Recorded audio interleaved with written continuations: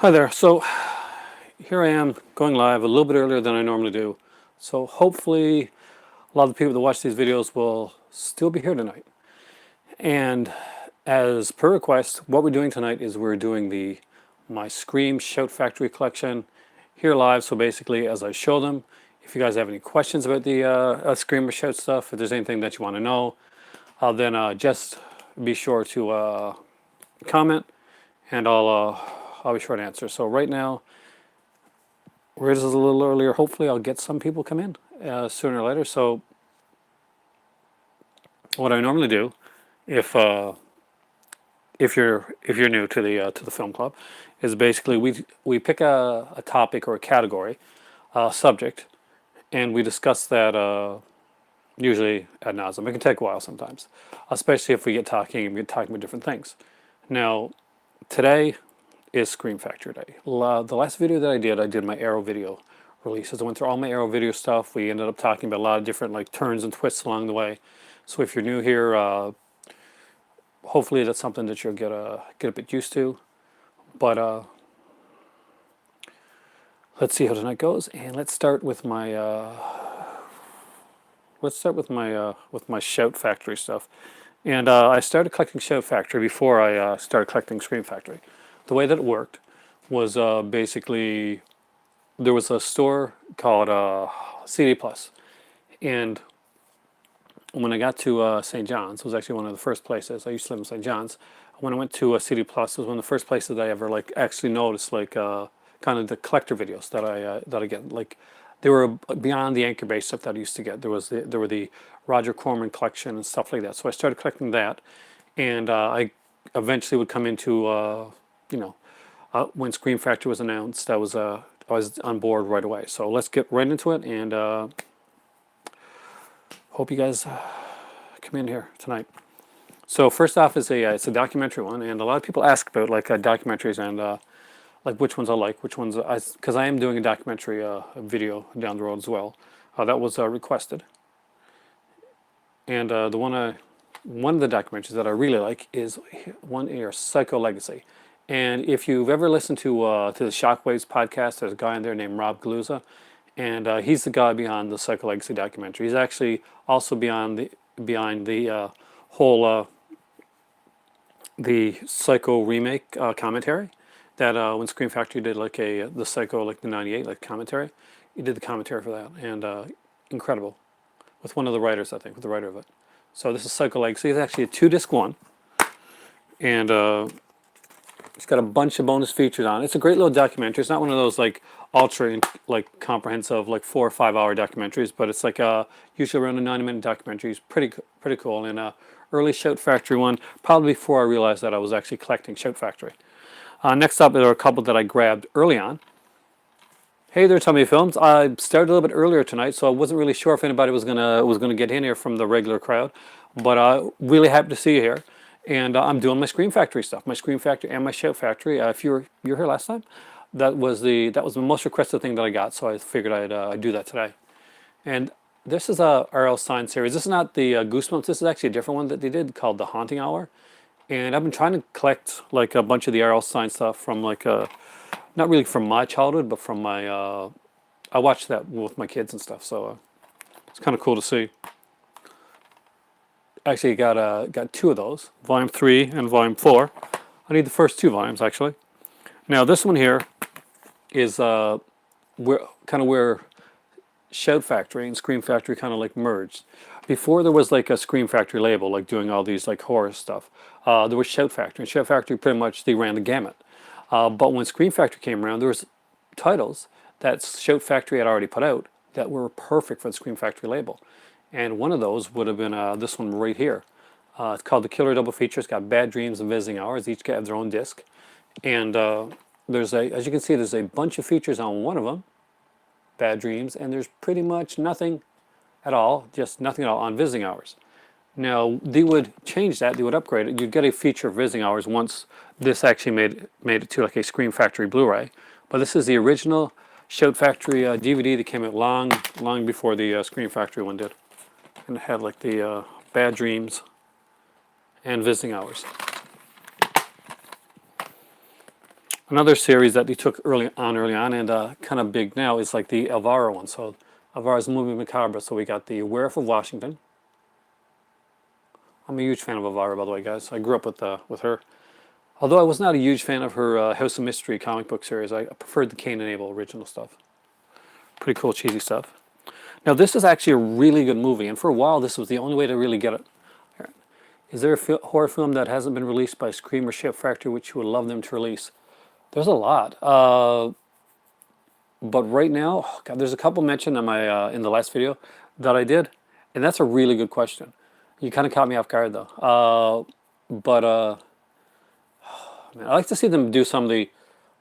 As silly as it sounds, I would like to see them do some of the TV horror stuff that they started doing, but they didn't finish doing. Because there's a lot of really good TV horror that came out like when I was younger, like in the '70s, '80s type period. Now they're starting to bring up stuff like that as Satan, all that type of stuff, which wasn't really TV horror, but it kind of had that feel to it.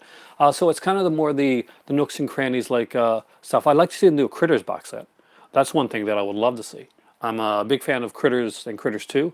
3 and 4 are okay, but the first two Critters are the ones that really captured me, especially the second one. So if there's anything that I want to see them do right now, I want a Critters box set for sure. There's a lot I'm not thinking of. Before this video is over, don't worry, I will come back to that question again. I'll probably add a lot more onto that. Is there anything that you'd like to see them put out?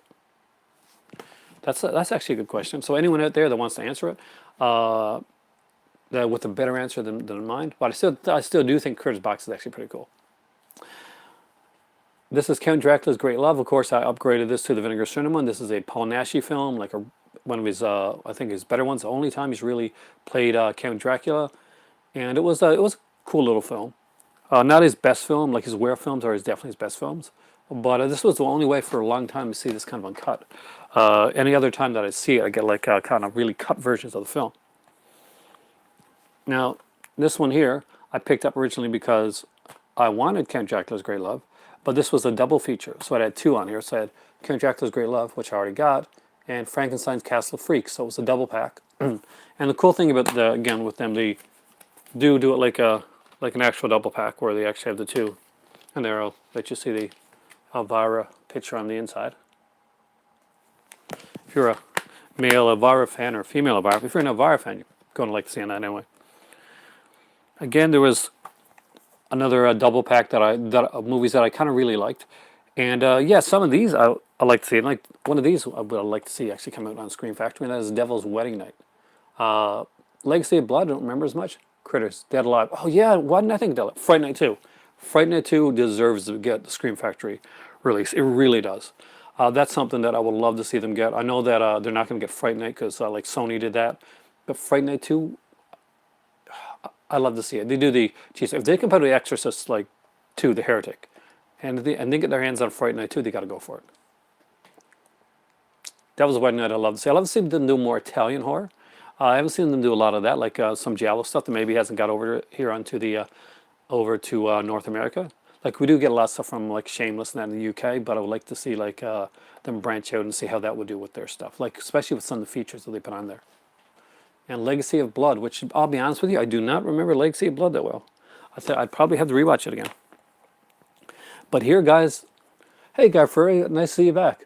Like to see Scream Factory release Martyrs. I agree. Fire in the Sky. I'm really surprised they didn't. And The Loved Ones. The Loved Ones is a favorite of mine, actually. That song, Am I Pretty Enough?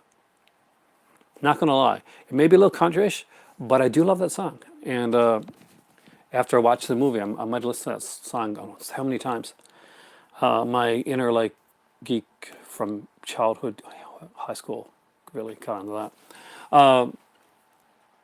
This is probably the first one that I ever picked up from them, and that is Piranha. My better half is a huge fan of this movie and a fan of Piranha 2, which is finally coming out. Don't you just love these lenticular covers that you used to? Dun, dun, dun, dun, dun, dun, dun, dun, dun. With a ton of features, so you can you can kind of see which way they were going there. And even early on then, they had the cool, like, reversible covers. So when you really think about it, the Roger Corman collection that came out was really a great testing ground for what would become Scream Factory.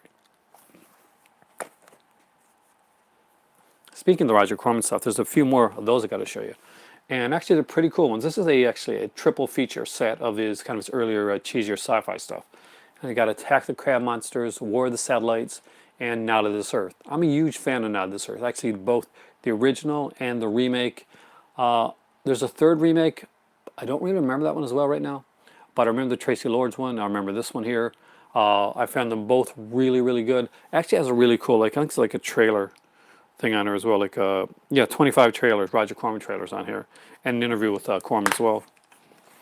This one had like a just a little like tiny, kind of like a booklet type of thing, just telling you what was DVD credits and the different like bonus features. There's the like the trailer collection. I know it's backwards, but you know, give you kind of an idea. And again, it was like just really great stuff. I was kind of surprised to see War of the Satellites was one that got its own disc, but I guess that's because we want to put the bonus features on for that one. And that's not the only triple feature that I got into the Shout Factory Roger Corman collection. And this one here is probably this is the first one I got. Like this one I got in a trade actually from a guy, great guy too by the way. And this was the first one I got. I bought this one actually at a video game shop, and I found it like in between some other stuff. I found this one, and I found Code Red's Teenage Hitchhikers at the same place at the same time. Never had the luck in that place again. Never found anything good there again. But this day I found stuff.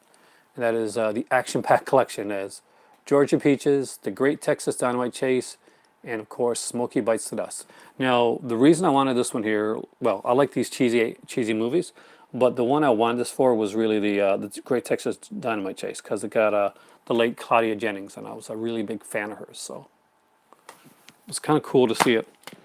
And it had a Sharktopus like thing in there, like a save $2 off Sharktopus.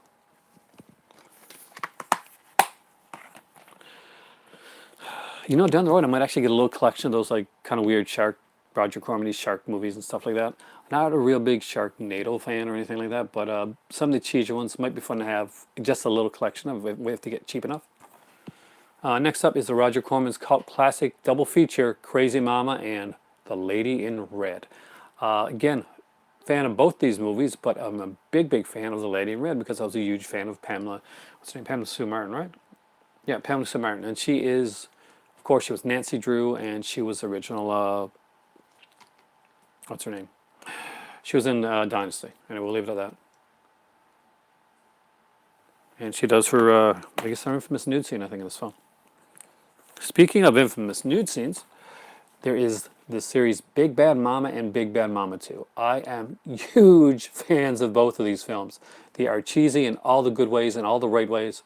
And if you haven't seen them, seriously recommend the Big Bad Mama movies. If you like the exploitation stuff, Angie Dixon's fantastic in them. There's always like different girls. The sequel is almost like a remake. It doesn't seem like a sequel. One of them here is I think the first one is William Shatner in it. Yeah, and I think Robert Vaughn is in the sequel. So it's got a lot of really cool cheesy people in there. I gotta say, you guys are pretty quiet tonight. It's unusual. Did I come on too early for you guys to like be talkative? And next up is the Humanized from the Deep. Again, I love this cover.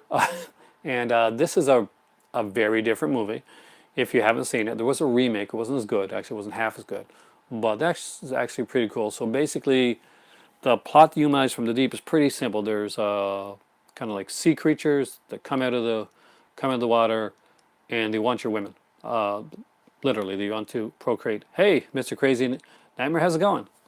I'm guessing you're a Scream Factory, Shout Factory fan. I'm doing my Shout Factory stuff first. I'm going to like segue into the Scream stuff. I kind of want to do them both together. If you're a Roger Corman fan, though, this is a beautiful cover.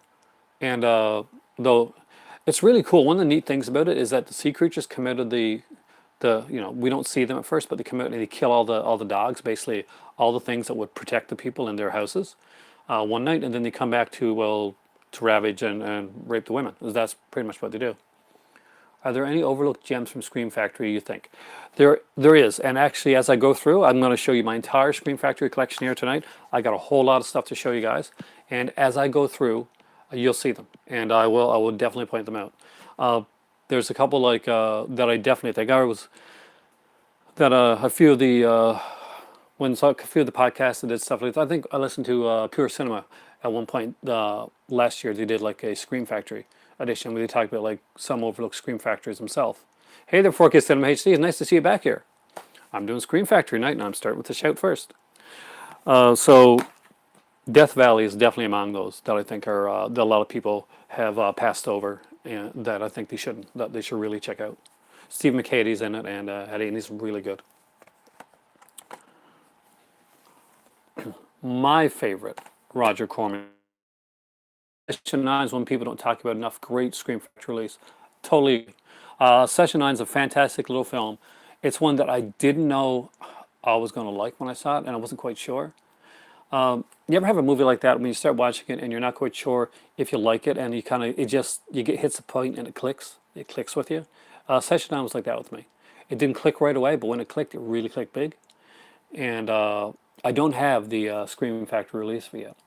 When I was, it's not readily available around here, and I haven't seen it come up in like cheaper in like a lot of the Amazon sites that I go to. I usually go to Amazon CA because it's a lot cheaper for me. But Session 9 is the one that I do want to have. You only got 4 Scream Factories in your Blu-ray collection. I'm kind of interested to know which ones you got. Because there are a lot of good stuff. So I'm going to go through a lot of my Scream Factory stuff. Don't worry, I'm almost done with the Shout Factory. Then we're going to go right into Scream Factory stuff, and you guys are going to see a lot of different stuff. But this Slumber Party Massacre collection, which originally came out on the Roger Corman Cult Classic, and is now out, by the way, with Scream Factory as well. They did the Blu-rays of these, and I do recommend them. If you don't have the Blu-rays to these and you like the cheesy slasher type stuff, if you just like fun cheesy films, there's a great documentary for the Slumber Party Massacre movies. It runs about 80 minutes long altogether. The first and third are both like cheesy, like slasher films. The second one is almost like kind of a Nightmare on Elm Street type of rip-off thing. It's just really well done. There's a little bit of music in the second one, and it just goes in some insane ways. So if you've never seen the Slumber Party Massacre series, I do recommend it. If you want to know something that I'd like to see them put out, it's the Sorority House Massacre films, along with the third film called Hard to Die. Mausoleum on Amazon Prime. Need to finish it. That needs a release. I agree. Actually, I got Mausoleum with as I think it's on my BCI release. They did like some drive-in like double features, and Mausoleum was up with Bloodsong, Frankie Avalon film, where Frankie Avalon actually plays a serial killer. So if you haven't checked that out, it's usually you can find it fairly. I think you can still find it fairly cheap, but it definitely needs a Blu-ray release. I do like Mausoleum. I would have liked to have seen One Dark Night go. I know that's got a Blu-ray release by another company, but I would like to have seen it got a Scream Factory release. I think it needs a good release. My opinion. And like I mentioned before, Nod This Earth with Tracy Lords. A really big fan of this film. Really big fan of Tracy Lords. I grew up in the 80s. When it came to like when I was a teenager and watching the adult stuff that teenagers watch, this was probably the girl that I saw at the time. I didn't realize. I don't think anybody realized that she was actually probably my age when I was watching her. Yeah, because like she started when she was younger, and then all those movies got taken off of the. There's a whole Tracy Lords scandal. If you guys are younger, you may not know about it. Look it up. Actually, it was a big thing. She was this actress that acted in adult films, and when they come to find out, just as she was doing her last film, the first one that she's producing herself, she's done all the films when she was underage. Now Tracy Lords managed to bounce back, made a heck of a lot of money after one she produced herself, called Tracy I Love You, and then went into mainstream films, and she's one of the few like adult actresses that has really managed to segue and do really well and kind of brand herself and do extremely well in mainstream films. And a lot of that was by sticking to stuff like a lot of genre stuff and actually working with John Waters and doing movies like Cry Baby with Johnny Depp. So we get into some pretty geeky stuff here in Professor Finn's movie club. So just hope you don't mind that. This one, Star Crash, super cheesy, super fun. Did I like Bloodthirsty Butchers? Is it worth a watch? I don't remember Bloodthirsty Butchers, to be totally honest with you. It sounds familiar, but if you ask me like to point out Bloodthirsty Butchers or even give you like synopsis of that right now, I wouldn't do it. I wouldn't be able to do it because I'd be lying to you. So I can't tell you the truth. What's the most rare movie in my collection? Oh, God, I don't know. Is that I got like the big box Harry Potter, the huge set that comes out like a trunk. Is that rare? I'm not sure if it is or not. It's a huge type set. It comes it's around like this big. Maybe not rare, but it's cool looking. Everybody looks at it when they come in my house. Horror wise, a lot of people like tell me you're not too late. I actually haven't started the Scream Factory stuff, Carlos. So I'm actually just into the Shout Factory stuff right now. So you're still on time for like the Scream Factory releases. So we're getting to that, and hopefully patiently because I'm almost there. The Galaxy of Terror, great little like thriller. I think this one's way underrated. If you haven't seen this one, guys, I do recommend it. It's a bit of a mind trip. Got the first Vincent Price set from Scream. Oh, okay, yeah. That may be one of the ones Tommy films that I'm showing here. That's OP. You're right. That is out of print. I actually didn't realize that. Did you get the? They did a Life Force, and I didn't get it at the time. My better have actually had it in her hand. Said, "Do you want to buy Life Force because you're a big fan of the movie? I know you got the Arrow one coming, but do you want to buy the Scream Factory one? Have them both." And I'm like, "Nah, I don't need that." And then it went out of print, and then they re-released it without like the extra features. But then I was at my dad's and I opened up Manhattan Baby and what was supposed to be another Lucio Fulci film, and Life Force, the DVD copy of the original release with the extra features that were taken off, were on it. So, in a way, I did get Life Force. Now there are four of these, really fun. If you're a Mystery Science Theater fan, oh nice. So you got the original one. So that is sweet because Life Force, yeah, because when they brought it out again, they brought it without the slip. Bloodthirsty Butchers came out in 1970. It's like Sweeney Todd. I'm iffy on Sweeney Todd. I love the Sweeney Todd legend. Do you know I'm Sweeney Todd the musical, the one that came up with Johnny Depp and Alan Bonham Carter, who was one of my many crushes, one of my many like cinema crushes. I'm actually not a fan of the Sweeney Todd film, so Bloodthirsty Butchers may not be something that will go my way. And I do like watch a lot of the Herschel Gordon Lewis and stuff like that, but I'm not a big fan of that genre. That being said, you kind of make me want to see it now 4K. Is the original release as a vintage featurette? It does, but it's something. So you got the original release, you got the slip, you got the vintage featurette. The original, I think only the original release had the slip as well. So you're lucky there. The Film Crew. If you like Mystery Science Theater, you own it to yourself. Yeah, I got it. There should be a notification bell, and shame on like YouTube for not notifying you. But I'm not surprised with that stuff. And you know what? Next time I go live, James, I do have it in my Facebook. I'll let you know. I'll message you. The Giant Marathon from Film Crew. I love the Film Crew stuff. James, who just came in here, by the way, is a huge Mystery Science Theater fan. I think he's got pretty much all of the of the Mystery Science Theater stuff. I saw like a picture of his collection once. I think he had pretty much all of it. If he doesn't have all of it, and I'm guessing James has these as well. These are the Film Crew ones. This is the guys you see on there. That is, of course, that's Mike and Bill and what's the other guy's name again? Mike, Bill, and James. Help me here. Kevin. Yeah, Mike Nelson, Bill Corbett, and Kevin Murphy, I think. So these are really good. The best one is the next one I'm about to show you, actually. And that is the Wild Women of Wango. This is a Mystery Science Theater type of thing. If you have not checked these out, check them out. There's only 4 of them that ever came out, and they were really, really good. The only reason that there's only 4 of these that came out, the reason that it changed, it stopped, is basically because these were filmed originally for Rhino. Rhino Video kind of went out of business. Their stuff got brought over to Scream Factory. Scream Factory got all their stuff. They changed up some of the stuff in the opening segments. Because originally it was like Mr. Rhino that they were going to be like doing these film commentaries for, because movies that deserve it, and they will later go on, of course, and do the riff tracks because this one, that project got canceled. There's the cheesy Peter Graves Killers from Space. I love this cover, by the way, guys. Complete collection of Mystery Science Theater. Actually, never really cared for the Film Crew shows. Oh, really? I'm actually kind of surprised. I think Wild Women of Wango, they're hit or miss, but Wild Women of Wango, I think, is a solid one. It's their most solid one. It's kind of like Wild Women of Wango is the pod people of the original, of the Film Crew ones. In other words, it's the best one. Whoa! That's so freaky. I love that. And the last one, of course, is Rue McClanahan, showing that Rue McClanahan actually looked better as she got older. Because in Hollywood After Dark, I don't know, it was unique. It was the slowest one of that. It's weird. Yeah. Oh, but that's the thing. Well, the thing, I like Mystery Science Theater, but I'm not always a big fan of Cinematic Titanic. Scream Factory should release Summer Camp Nightmare. Oh, yeah. Or Vinegar Cinema stars Chuck Connors. I love Chuck Connors.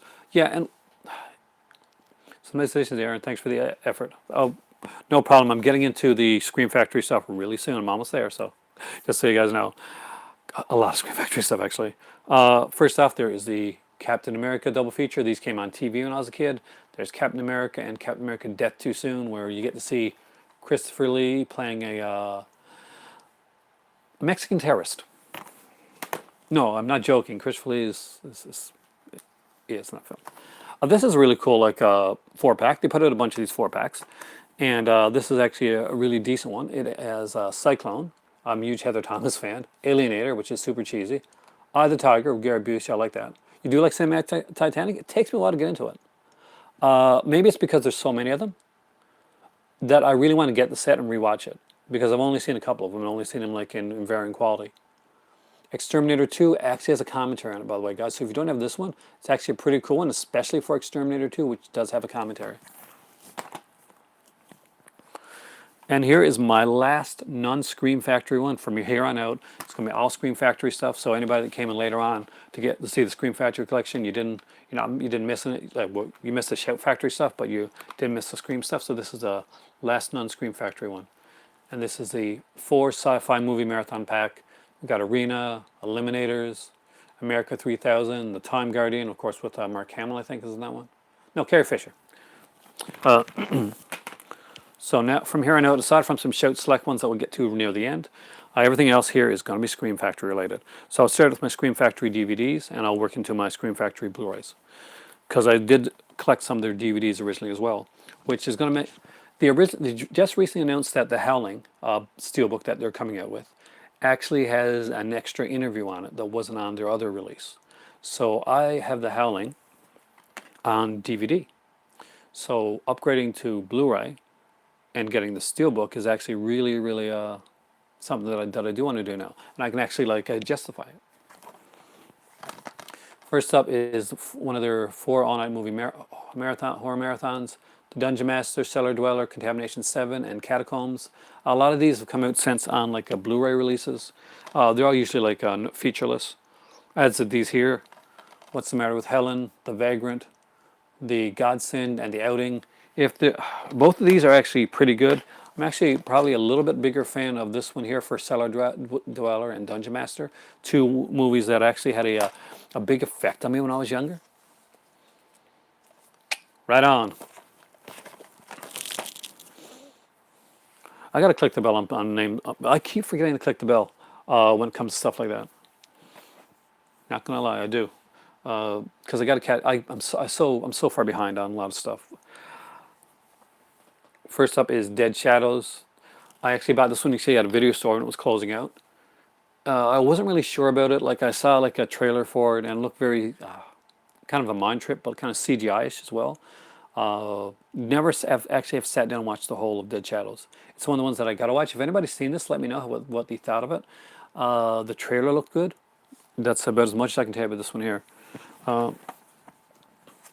Monkey's Paw is another one I picked up that I wanted to do a review for. Never got around to doing the review for it yet, so I kind of want to wait till review time, probably around Halloweenish time, to do this one. It's got a lot of genre actors in it, so kind of a fun one to check out. But now we're getting into the good stuff, the stuff that I consider the more actual real Scream Factory stuff, per se. I know the chiller stuff is still Scream Factory stuff as well, but I'm a big fan of the classic stuff.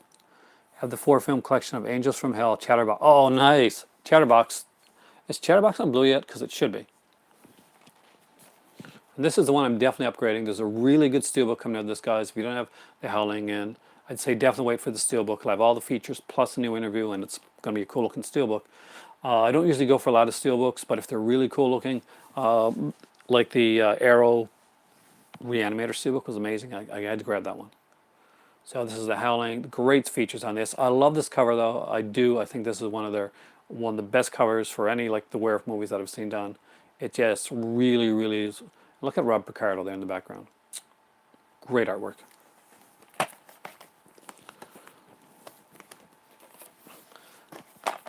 Yeah, fantastic movie. Do you have that one? If you don't have it, there's a steelbook coming out. Wait for that and get the steelbook. It actually looks really cool. Funhouse, underrated Tobe Hooper film. I really enjoyed this one here. It's pretty low key, a little slow for some people, I find. Lucky enough to have their Anchor Bay released at Dawn of the Dead. When when do you think that will get released again?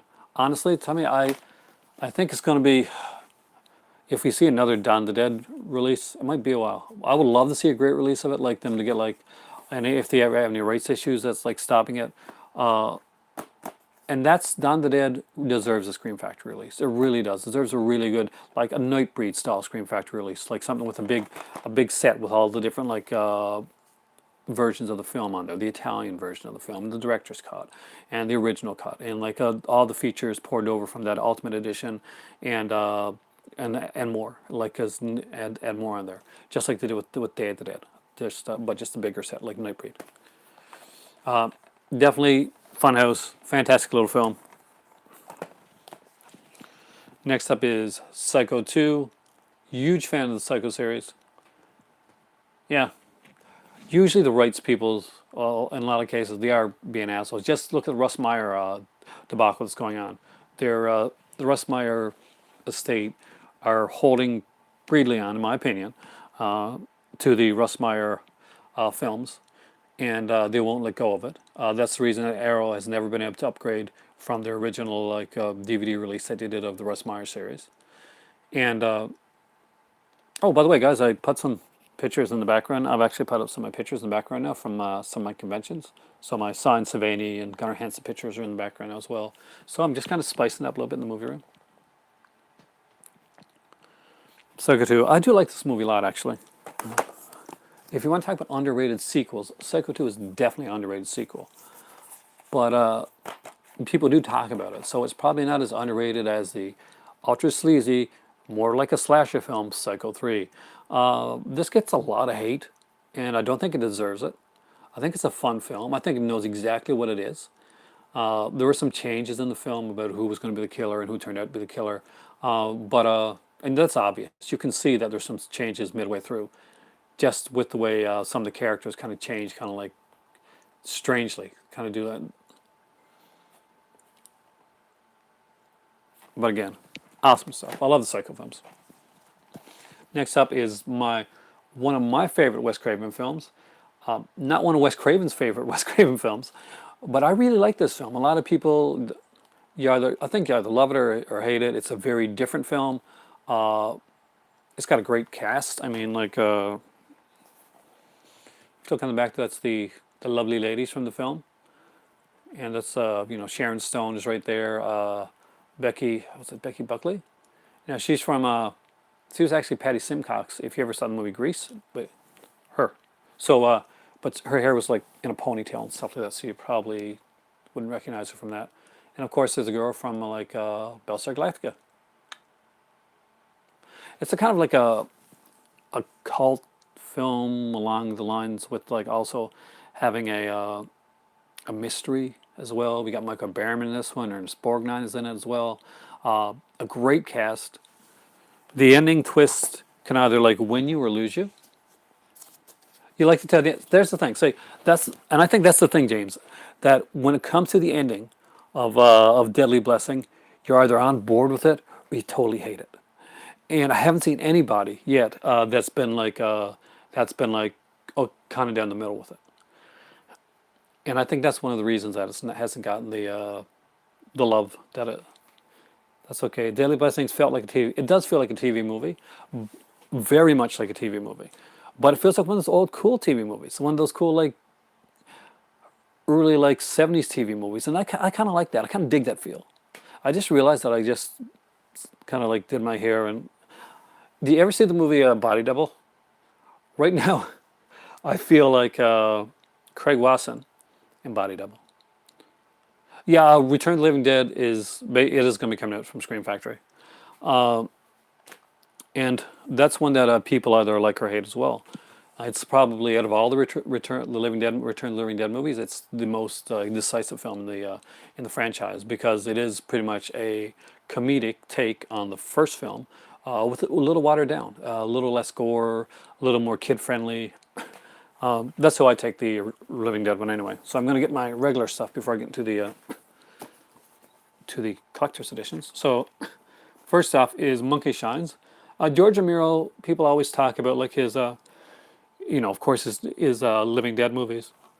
It's not Living Dead movies and stuff, but I did enjoy Monkey Shines. It's a fun little film.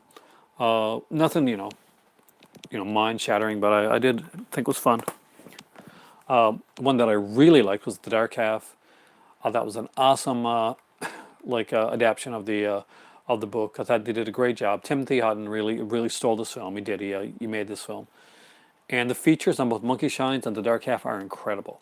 I was iffy on them at first because I didn't remember them as well as I remembered some of the other films, Scream Factory ones that I picked up. But I do think that these here are two little sleepers that are worth picking up.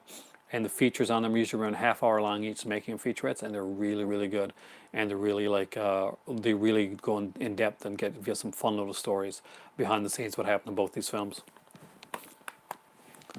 Next up is one that I thought was really fun. I'm an anthology film fan, and Nightmares.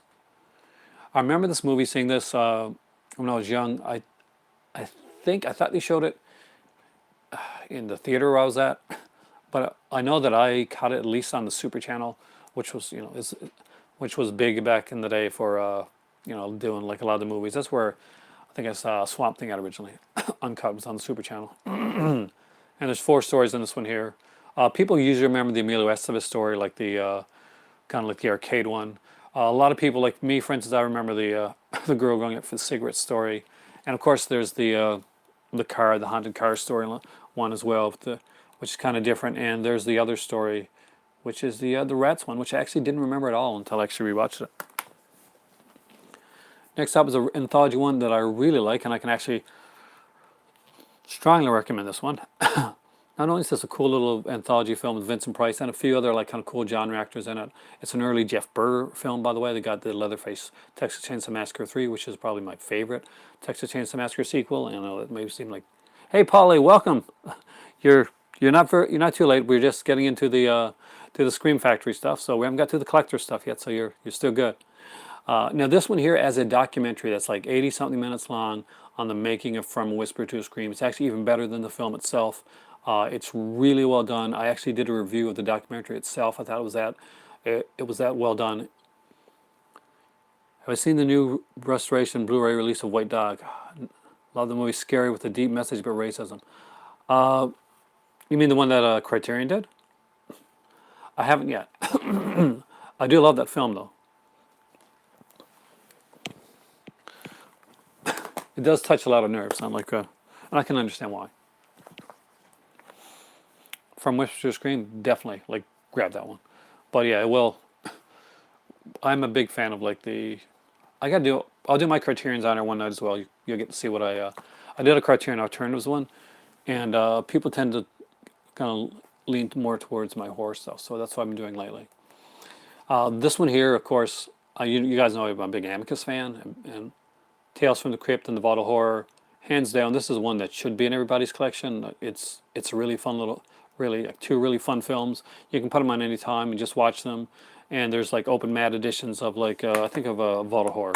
Pretty sure that's one. Yeah, they do an open mat edition of Vault of Horror. Good Christmas movie. Yeah, actually, it is when you really think about it. Especially the Tales from the Crypt, because it has that really cool edition. It has Joan Collins. I'm a really big Joan Collins fan.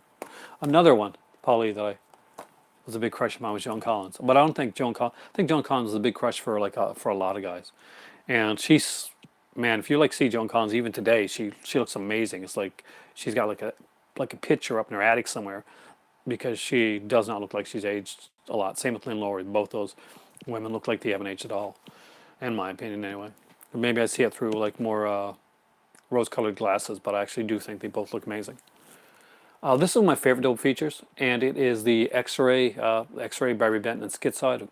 I really do like this. I'm a big slasher fan. It was more like a Hammer film, and that was kind of on purpose. Now, Amicus kind of begot Hammer in the fact that the guy, Max Rosenberg, and they wrote an original script for Frankenstein film, as I mentioned on here before, and that film got bought by Hammer, and that became Curse of Frankenstein after they rewrote it, and they kind of shoved them away from Hammer, but they still wanted to work through the horror genre, so they went on and did more. But it definitely has a Hammer feel, and that's on purpose.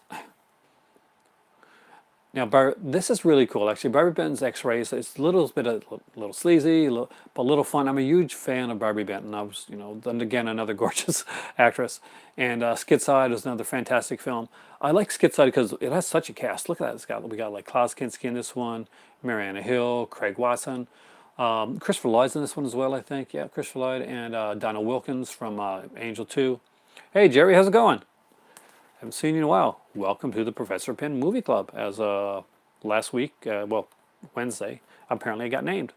So we'll go with that. Or else I'll just say the movie club. But X-Ray and Skid-Side, if you don't have it, it's actually a really good double feature with a lot of features on it and some really good interviews. Next up is The Town That Dreaded Sundown. As much as I like this film, I didn't buy it for this film. I bought it for the extra film that's on here that now has its own kind of Blu-ray release. But originally they just did like a DVD of it, and that is Charles B. Pierce's The Evictors. Now, my cousin and me, Raj, we saw this one like when we were real young on CED, actually, on capacitive enhanced discs. And it freaked us out. You need this one? You gotta get this one. I mean, it's a really cool one. I know they put this one out on on Blu-ray. I'm not sure if they put any features on. If they didn't, then just grab this one because you'll get both of them, both films anyway. Let's go with more. If you're followed with those films, with the Charles B. Pierce ones, they're actually cool. I do like them. Now, if you know the La Casa series over in Italy, basically the La Casa, was like, the Evil Dead. La Casa and La Casa 2 was Evil Dead, Evil Dead 2. After that, they kind of spun off, and the La Casa films became like their own thing. So, what was the Evil Dead 3 for in Italy, and Evil Dead 4, or La Casa 3 and La Casa 4? Well, actually, Scream Factory put them both out on a double feature, and that is Ghost House, which really freaked me out and scared me when I was younger. Not gonna lie. Especially that ghost girl with that clown doll, was really freaky. And Witchery, which has, Linda Blair, who you guys already know, I totally love, and of course David Hasselhoff. Should they release Vampire in Brooklyn on Scream Factory or not? Yeah, I think they could be a good Scream Factory. At least they put out other comedic horror films. One that I wish they'd get their hands on, the Angel Trilogy. Yes, I agree. The Angel Trilogy. Wasn't there 4 though? Isn't there a 4th Angel film? That's kind of like some people don't want to include it as a 4th film because they don't really think it's part of them. But there's an original trilogy because I think the 3rd one was it the 3rd one or the 4th one that had Ken Shriner, like the dude from General Hospital showed up, was part of it. Come on, tell me that freaking doll thing isn't creepy. The best is part 1. Hell down, hands again. Retracts the ghost house. Really? It freaked me out, man. This movie did. Like when they hear like that kind of noise, that creepy like noise. Well, I found it creepy, really creepy. You do, Spy. I Drink Your Blood. I Drink Your Blood. It's a favorite of mine, Nathan, because the thing is, I am a huge fan of Lynn Lowry, and that was her first role. She actually doesn't have a speaking part in it, but you always know Lynn Lowry when you see her. And if you don't have the Grindhouse release of that, Nathan, I do recommend it. It's really good. It actually has 2 extra films on there. Neither one of them are as good as I Drink Your Blood, though. Blaxploitation time, guys, and it's Blackula and Scream, Blackula, Scream. Blackula is definitely the superior film in this series, but Pam Grier's in Scream, Blackula, Scream, and for that alone, you gotta have it. It's awesome that Scream Factory put both of these out as as a double feature together with some featurettes, some audio commentaries, interviews, and stuff like that. Really cool stuff, and I'm a huge fan. Streets from 1990. Is that the one? Must have. Exactly, Jerry.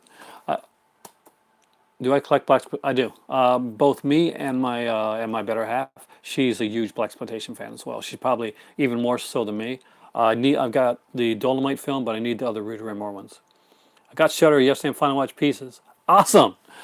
Pieces is one of my favorites. As Pieces is one of my favorite films. And that scene when he goes into the elevator and he's like hiding a chainsaw behind his back, hilariously amazing, and the ending is crazy. Speaking of sequels that had other names, welcome back, Savannah. You were missed here. I'm willing to bet everybody on here has been waiting for you to come back in. And I'm doing Scream Factory. Don't worry, you haven't missed too much. I haven't got to the collector's editions yet. Is the horror show, otherwise known, of course, as House 3. Right on, James. I got it already. It is the third House film, and it's awesome. I mean, it does have a bit of a cookie cutter ending, and that's one of the things that it got some hate for originally, was because that ending it's almost like a Wizard of Ozzy type of ending at the end. Everything turns out, spoiler alert, everything turns out super okay. Troubled Kids and Corrupt Cops. There's Christine Applegate. That's the one, exactly. I love that film.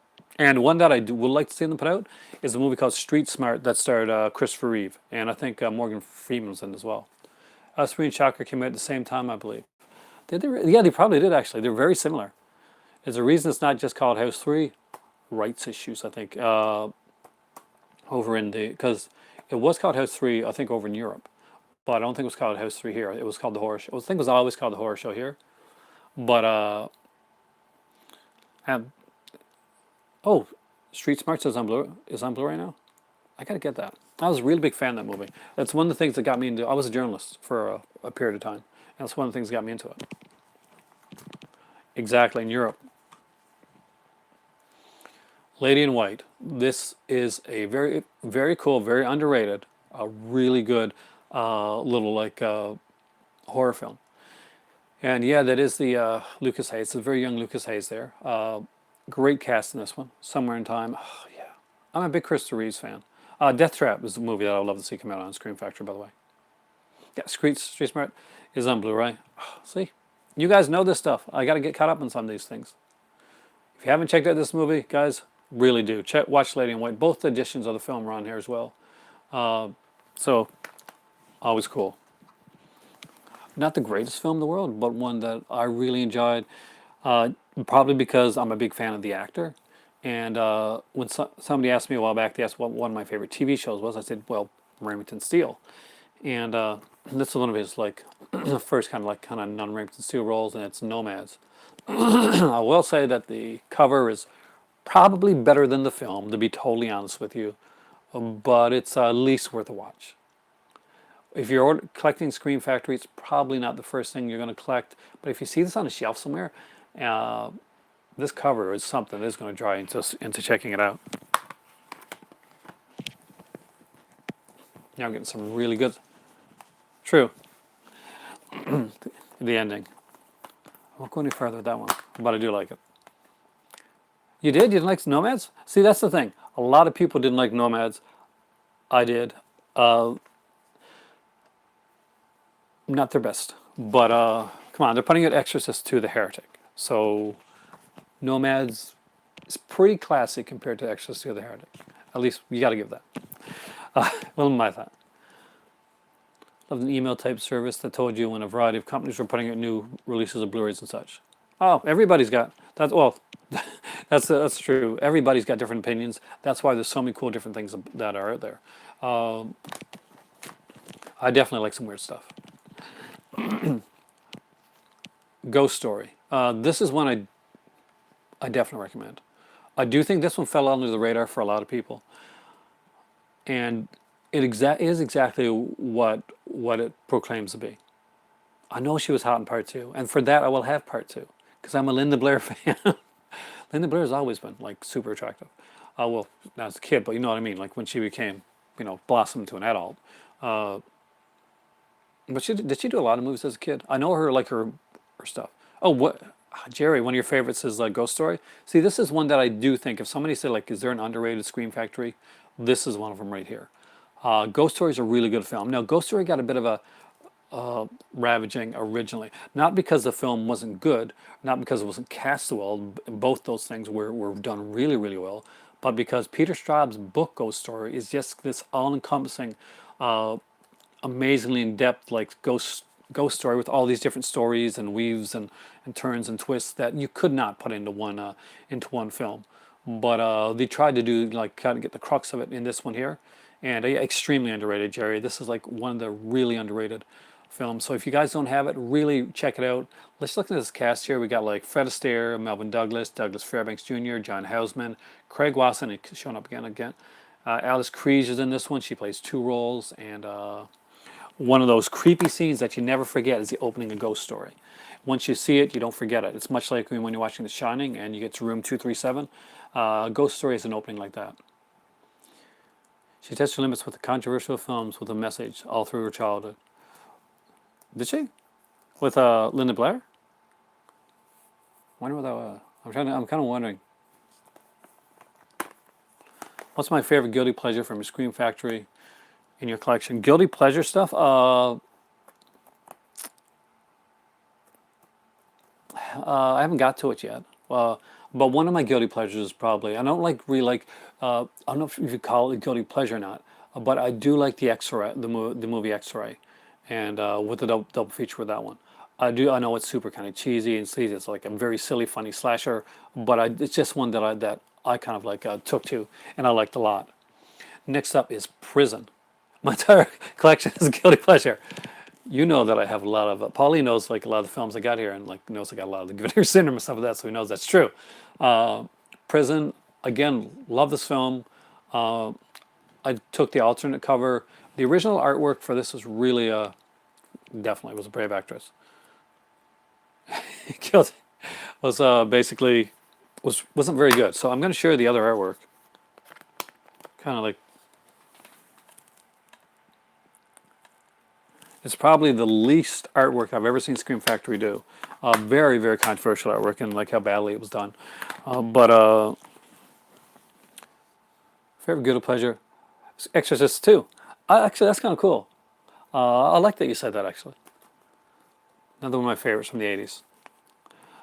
Now, last week, or Wednesday, we talked about the upcoming, was it Horror House, I think it's called, from Vinegar Syndrome. And its cover was very similar to another film's cover. Just saying. Just saying. I don't care. I'm a Vinegar Syndrome fan anyway. I love their stuff.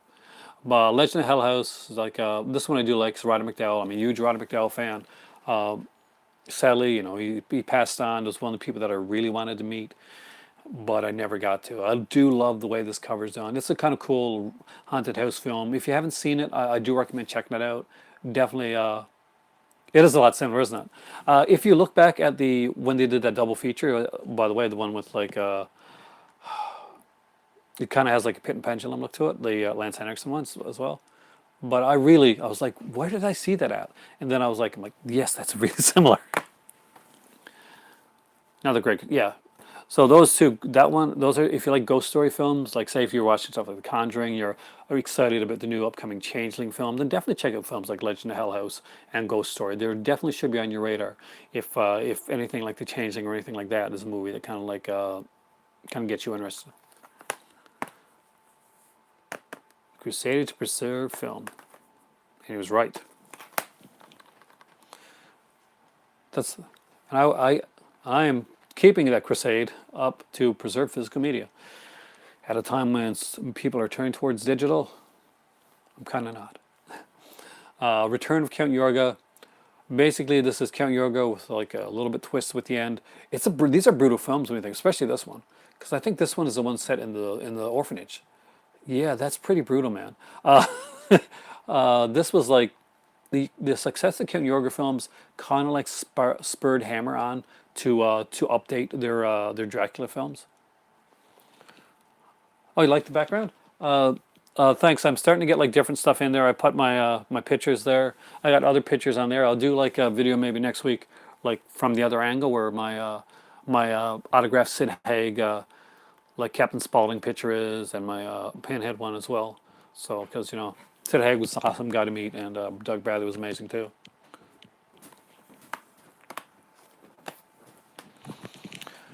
They haven't put out any more Hammer. I'd really like to see them put out some more Hammer stuff, but the only one they've done is the Vampire Lovers. Before I thought it was Christopher Lee. Oh, the Count Yorga one. Yeah, not quite. Robert Corey, and he also did like a few like exploitation films. He did black exploitation stuff. He's actually the bad guy in an excellent black exploitation film called Sugar Hill. That yeah, I know the cover does look Chris Release on purpose more than likely. If you haven't seen it, but Sugar Hill is a great like black exploitation horror film that has Robert Corey as the bad guy. Vincent Price and Robert Corey, when they worked together, apparently they didn't get along. Actually, there's a lot of tales about that. Hey, kitty. I know. And next up is The Vampire Lovers. Fantastic little Hammer film. Oh, definitely worth checking out. They are very. It's a really cool film. It's one that I kind of caught on. It's a Kino put it out. Kino released it here in North America, and it's one that I thought I'd seen, and I don't think I'd ever seen all the way through until I got the Kino release. So watching it again was kind of a revelation. Taste of Blood might be the creepiest Hammer film. That is a pretty good one, actually. Do you know I'm a huge fan of one that a lot of like Hammer, kind of like the aficionados over in the UK, are not a fan of? That's Scars of Dracula. I'm a huge fan of that film, and I've actually got ridiculed on like Hammer sites because I like the film. There are people that like will legit like point you out if you didn't like Scars of Dracula. Ultimate classic, Nosferatu the Vampire. Fantastic film, extremely underrated, and great visuals. Klaus Kinski does an amazing job in this. Of course, this is Werner Herzog, and great stuff. I have the Herzog Kinski collection as well. Yeah, it's sad actually, Paul. That basically that if you like certain films, they'll target you a bit. And I liked Scars of Dracula, and I liked Horror Frankenstein for the kind of the comedy satire that it was, and I got like a lot of hate for it, and I ended up going off a couple sites because of it. Yeah, basically, everybody's got different movie preferences. I'm a There's certain movies that I like that other people definitely don't like. Do I like the 1970s remake of that is the 70s remake of Nosferatu. I love the original Nosferatu. Max Schreck is amazing. I think Klaus Kinski did a great job. Now they did do a second film, but the air announcements yesterday were disappointing. Actually, I gotta agree. Heather's, I like Heather's, but I don't think it's like nothing really blew me away. And Robert Edgers will remake it. Oh, they're remaking Nosferatu again? It's a very visual film, so it has to be done. Whoever does it has to have a great visual eye. I don't know. I could see a Del Toro, someone like doing something like that. That's the remake. That was the original. Oh no, it's okay. No, that is the remix. But there is a sequel to that called Nosferatu in Venice, which the witch. But the witch was okay. It's important to appreciate every movie. Honestly, people worked hard on every movie, even the most laughable ones. I always try to find something good. That's a good attitude to have, actually. There's certain movies that I don't like, and people have been on there and said, "Why do you rag on this movie or that movie so much?" And I rag on certain ones like too much. So I've actually tried to stop like doing that, and pretty much just giving credit for like all the awesome stuff that people have done. Even this has its awesomeness. This is Howling 2. A lot of people don't like this. I actually kind of dig it. And thank you so much, Paul. The 1979 Dracula, I love. Maybe it's because it came out at the time I could go see it in theater. Maybe it's because I'm a huge Frank Langella and Laurence Olivier fan. Made Donald Pleasance. It had the creepiest Lucy Mina. Well, which one is it in that one? Scene. She was so upset about that, man. She did that one like ripping apart her shirt scene to show her breasts, which, by the way, Sylvia Danning's breasts are incredible. She definitely has nothing to be ashamed of. But they like looped it over and over again in like this music video at the end, which is what Carlos is talking about. It is insanely ridiculous. But if you were like a 13 or 14-year-old boy watching that movie, trust me, it was a very, very. That tape got rewound a lot. The Beast Within. This is by Philip Mora. Philip Mora actually did Howling 2 and Howling 3, which is the most creepy and sexy. Sylvia Danning was hot. She was damn hot. She is still hot. I love Sylvia Danning. This is one is also done by the guy that directed Part 2. He directed part three as well. And you know what? This is a better, like, kind of werewolf style film than either one of those films. The Beast Within.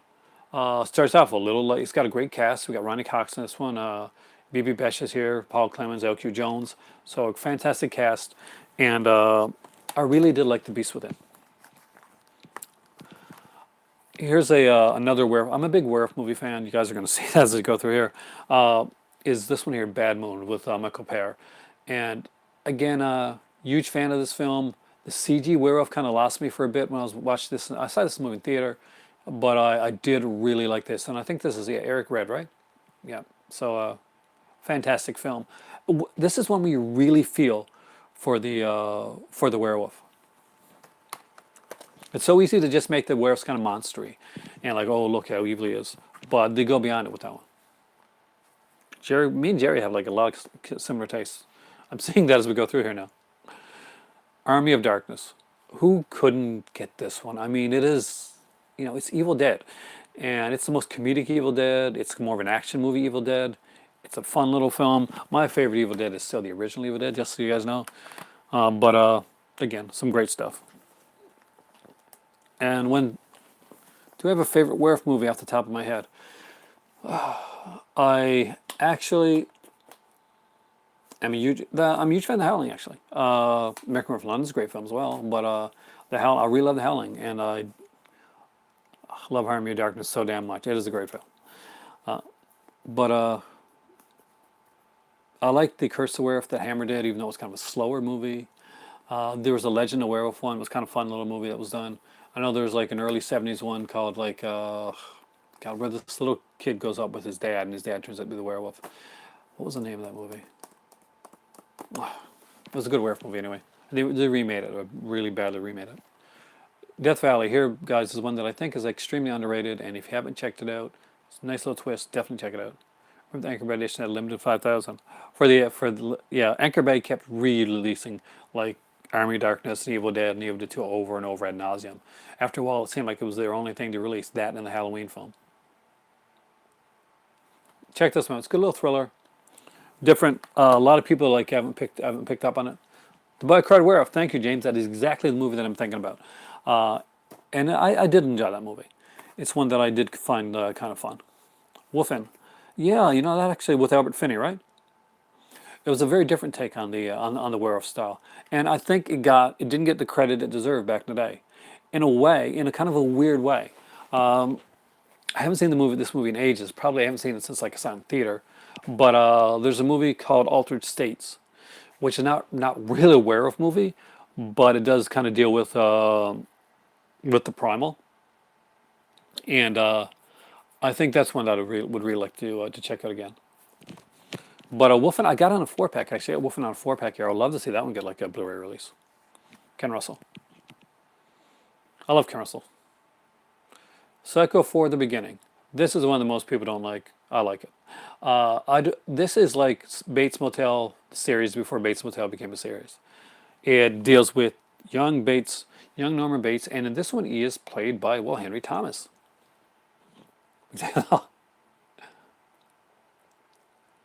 I'm like taking the Hawk. You think so? With Altered States? Yeah, I can see that.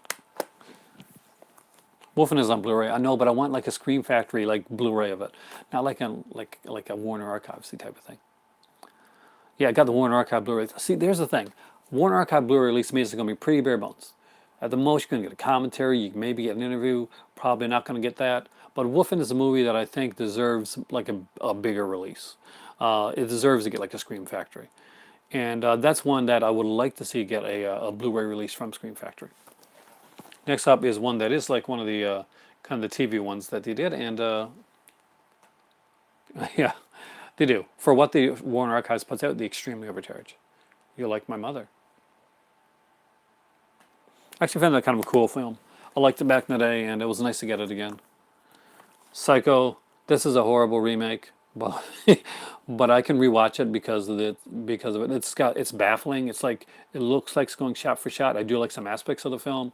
Not Vince Vaughn, who's magnificently overcast, or miscast in this film. And Hayes, I thought did a decent job for what she had to do. I do think that there's just some scenes where they just put in some stuff like just random like footage that just makes no sense at all, and you're like, why did they put that in there? A complete Howling box that would go straight up next to my Halloween set. I would love a Howling box set. I'm a huge fan of the Howling series. Actually, I can watch them all. I got a few of them like on DVD.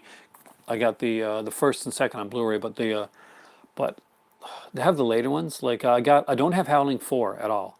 And that's actually, see, I read the Howling novels originally. Like I was at this bookstore like when I was a kid, and I bought like I think a few of them. So Howling 4 is actually a more faithful adaptation of the book. Whether it's a good movie or not, it's a more faithful adaptation of the book than the original Howling film is. That was kind of its big selling point at the time too. Hey Ken, how's it going? Watching anything cool tonight? Normally I get like a message from Ken with a picture of like what he's watching. Crawl Space. This is an underrated Scream Factory. This is a Scream Factory I do think should be in everybody's collection. Klaus Kinski is the man. He is a crazy batshit dude, and he was extremely hard to work with. You will find it hell hard to work with on this film. In a short film called, we made it better than the new movie did. Oh God, yes. Please Kill Mr. Kinski. There's a short film on this called Please Kill Mr. Kinski. You have to see it, guys. Crawl Space, it's a fun film. It's a weird film. But only Kinski could pull this off, and he does. Here's a slasher film that the first time I saw it was on VHS, and I didn't like it that much. But I actually became a much bigger fan of it when I got the Blu-ray. Two musicals you watch, my sister Ellen, Jack Lemmon, okay, and my girl Sal. That's why I like my gal Sal, Rita Hayworth. Go watch Scream's Aliens Predator later. Ooh. Final Exam. Some may pass the test. God help the rest. Again, I do like Final Exam. This one I didn't like when I originally saw it, but I do love this one now. It's a great little slasher film. Surprise like beginning. And I guess nowadays it would seem like really like it's like the kind of fake a school shooting terrorist thing at the beginning of the film to get up an exam. That wouldn't fly in a movie nowadays, but actually it's actually part of that one. The Final Terror. Cool little film. When originally it didn't come out originally. They actually kind of like they shelved it a bit. It's a bit of a side question, but do you collect any Vestron video or have any thoughts on them? Yes, I actually do. I got tell you what, Final Terror, side story, Vestron video. I'll show you what I got.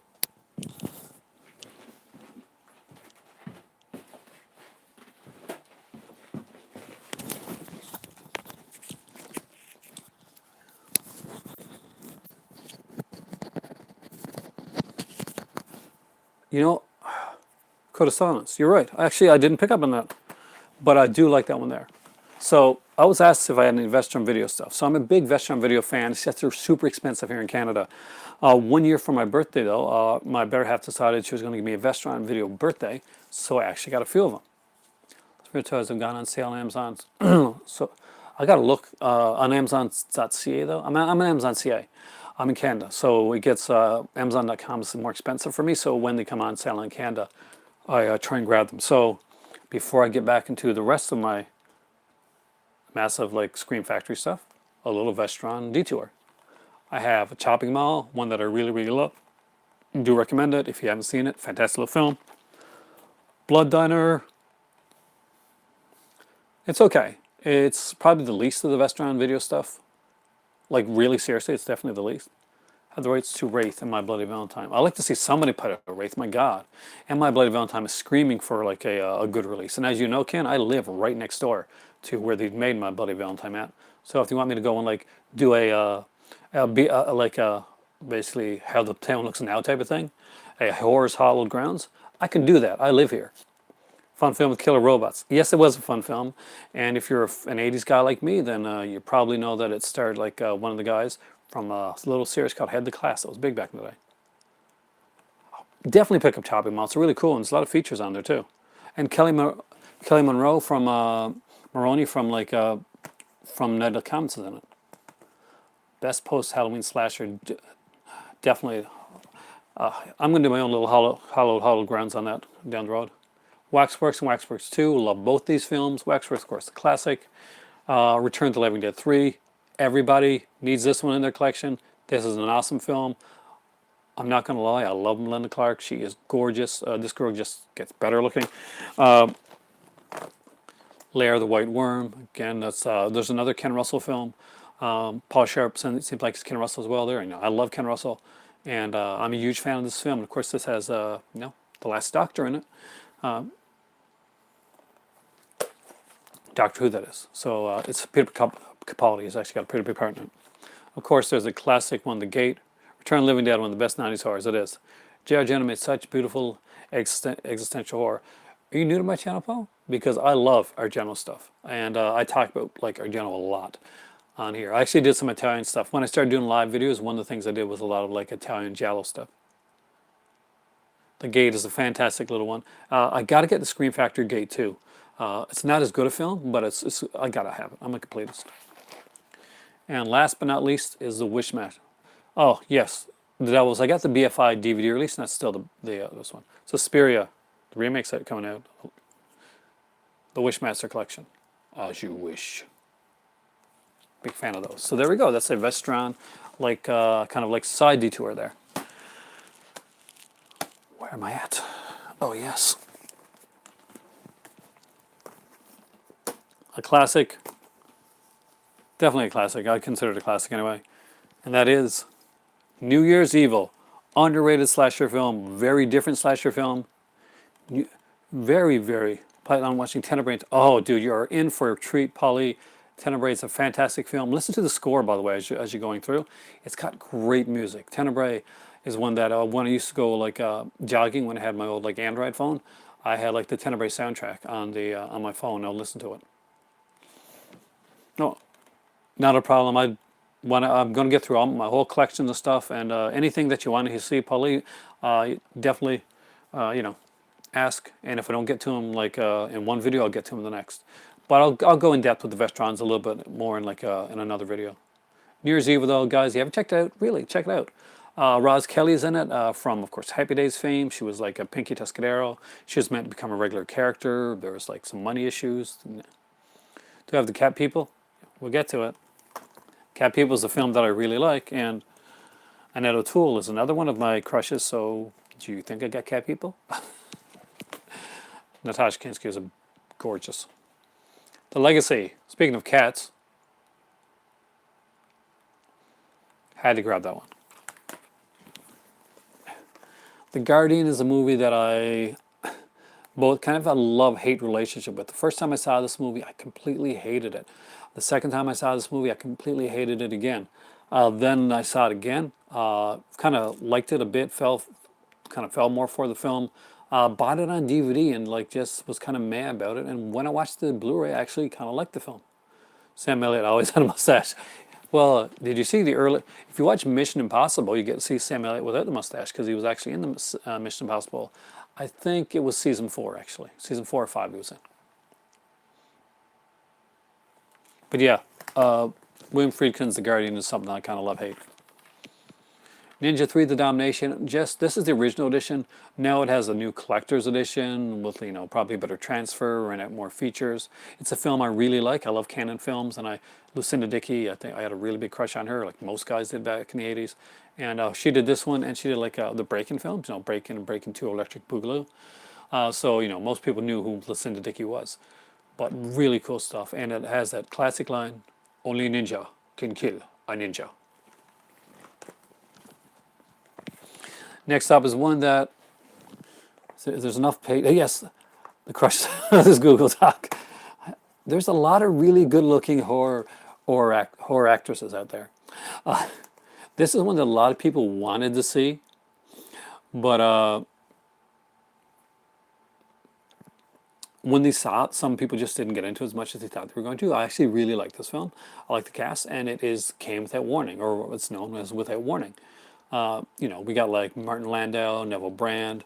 This one here, by the way, Ken, is, is another film the cast, a lot of the cast from the movie, that you didn't like, the Alone in the Dark, which I thought was pretty cool, by the way, but most people kind of agreed with you with the Alone in the Dark one. Did they do the cinematography in this one? Oh, Best Ninja. Oh, yeah, okay. I love. Oh, Dean. Oh, Cundy. Okay, I was like, Dean. I was trying to figure out what that was. I love Dean Cundy. You, of course, work with. You're going to see some of his stuff here. 'Cause,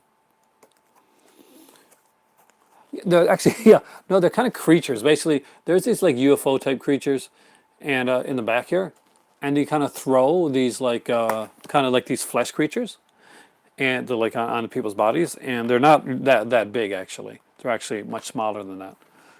The creature, if you see the alien right there, it kind of is reminiscent to an episode of Star Trek.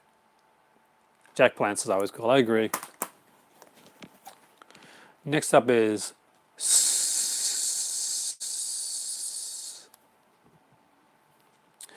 not their best film, but still it's fun, cheesy. I like these like animal like horror snake type things. I did dig that one. This is a limited edition to their website. There are certain Scream Factory editions, by the way, guys, that you can only get if you go onto the Scream Factory website and order them from the site themselves. They don't show up in stores, they don't show up on Amazon, and this Blu-ray here, Up From the Depths, is one of those. So you can't name a movie with it. Sound, exactly. The Squirm. Squirm, did they put, yes, they did put Squirm. I know that, do I have Squirm? I don't think I got Squirm. I'm trying to remember. We'll get through these anyway. Nightbreed, the director's cut. As you got, this is actually becoming a TV series now. I just found out that they're making a TV series out of Nightbreed. So big news there. Hopefully they'll cast it well. Let's get some of the. So what I'm going to do right now, before I go any further, is I'm going to take some of my other stuff and put it over here. So I got room. Stay. And there is Pumpkinhead 2 Blood Wings. If you want to talk about guilty pleasure, one that I like that most people don't, it's this film right here. It's just cheesy fun. There's a lot of stunt casting in it. It's got like an older kind of Punky Brewster, Soleil Moon Frye, when she definitely grown blossomed, and she's in this, and a few other people like I think Bill Clinton's brother, Roger Clinton, plays the mayor or something. This one here, so like a bit of stunt casting with that as well, and fun little film though. Again, like Jeff Burr directed it. Kingdom of the Spiders got such a beautiful transfer. I don't have that one yet. I had the old edition back in the day, but I don't have the new edition of it. And I'm arachnophobic, by the way, just so you know. So, but I did actually like that movie. As you guys know, I'm a huge fan of Larry Cohen. And Q, the Winged Serpent, was one of the reasons for that. Actually, it was one of those movies that I caught. And I think I caught it on maybe like on TV. And then I got this out of the VHS, and I watched it over and over again. It's one that I really liked. Something about it, I really enjoyed it. Probably Michael Moriarty. I'm a huge fan of his, and I'm pretty sure he's in this one, right? Yeah, he's star of it. Michael Moriarty's in this one, and I'm a huge Michael Moriarty fan.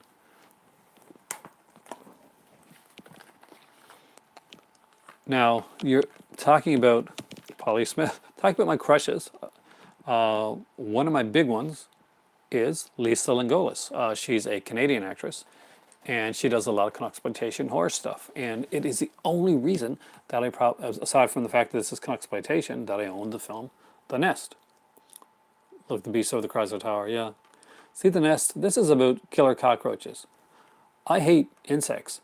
Cockroaches especially. I lived in Ontario, and I got to see these little beasties out. They're the ugly stepchild of the whole insect kingdom. They really are.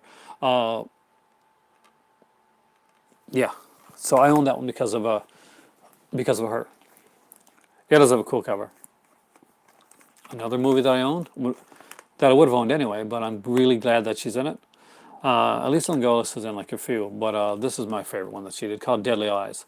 I talk about this one a lot. I'm a huge fan of like the Killer Rat films. I really want Of Unknown Origins. That's one that I really want to get from Scream Factory. That's Peter Weller. Shannon Tweed actually is in that one as well. Not the way you normally see Shannon Tweed. Hate bugs a lot, but I've had nightmares about them my whole life. I don't know if I can handle that movie. Do you know what, Polly? I've never actually been able to get through the whole, sat down and watched the whole thing. Out of print? Which one? Is Deadly Eyes out of print? Or The Nest? Is The Nest out of print? If they are, I didn't know that actually. Oh, well, okay, I had no idea. I'm a huge fan of like Deadly Eyes. It's like one of my favorite like exploitation films. It always has been, and the part of it is like they really had the balls to go farther than like a lot of them do. One of the cool things that they did is they did like the scene. And if you've seen the movie, the Deadly Eyes, they're like hanging out at this girl's place, and she got her kid in a high chair, and you don't think, no, they're not going to go there. They won't go there. And she comes back, and I'm going to spoil this for you. But watch the movie anyway. And there's just she hears her baby scream, and when she goes back into the room, there's just like an empty high chair, and there's like blood on the floor, like leading to this hole in the wall. Super dark and cool. Definitely worth watching. Here's another one, doesn't get a lot of credit, and it should. Dark Angel. I knew this movie as I Come in Peace, and when Scream Factory said they're putting out Dark Angel, I really had no idea what they were talking about until I actually saw like a bit of information on it. I said, "Oh, that's like Come in Peace." You go in pieces. Yeah, I'd never seen this called Dark Angel anywhere, but I guess maybe here in Canada it was just called Come in Peace. But was it called Dark Angel in the United States or in the UK? Or Savannah, was it called that over in The Seduction? Oh, Morgan Fairchild. Who does not love Morgan Fairchild? My wife, Morgan Fairchild. That's the Saturday Night Live joke, guys. Phantom of the Opera. Fan of this. I really wanted to. I'm saddened that they didn't get to make the sequel, Phantom of New York. It's talked about in the special features here. If you haven't seen this, really seriously, check it out.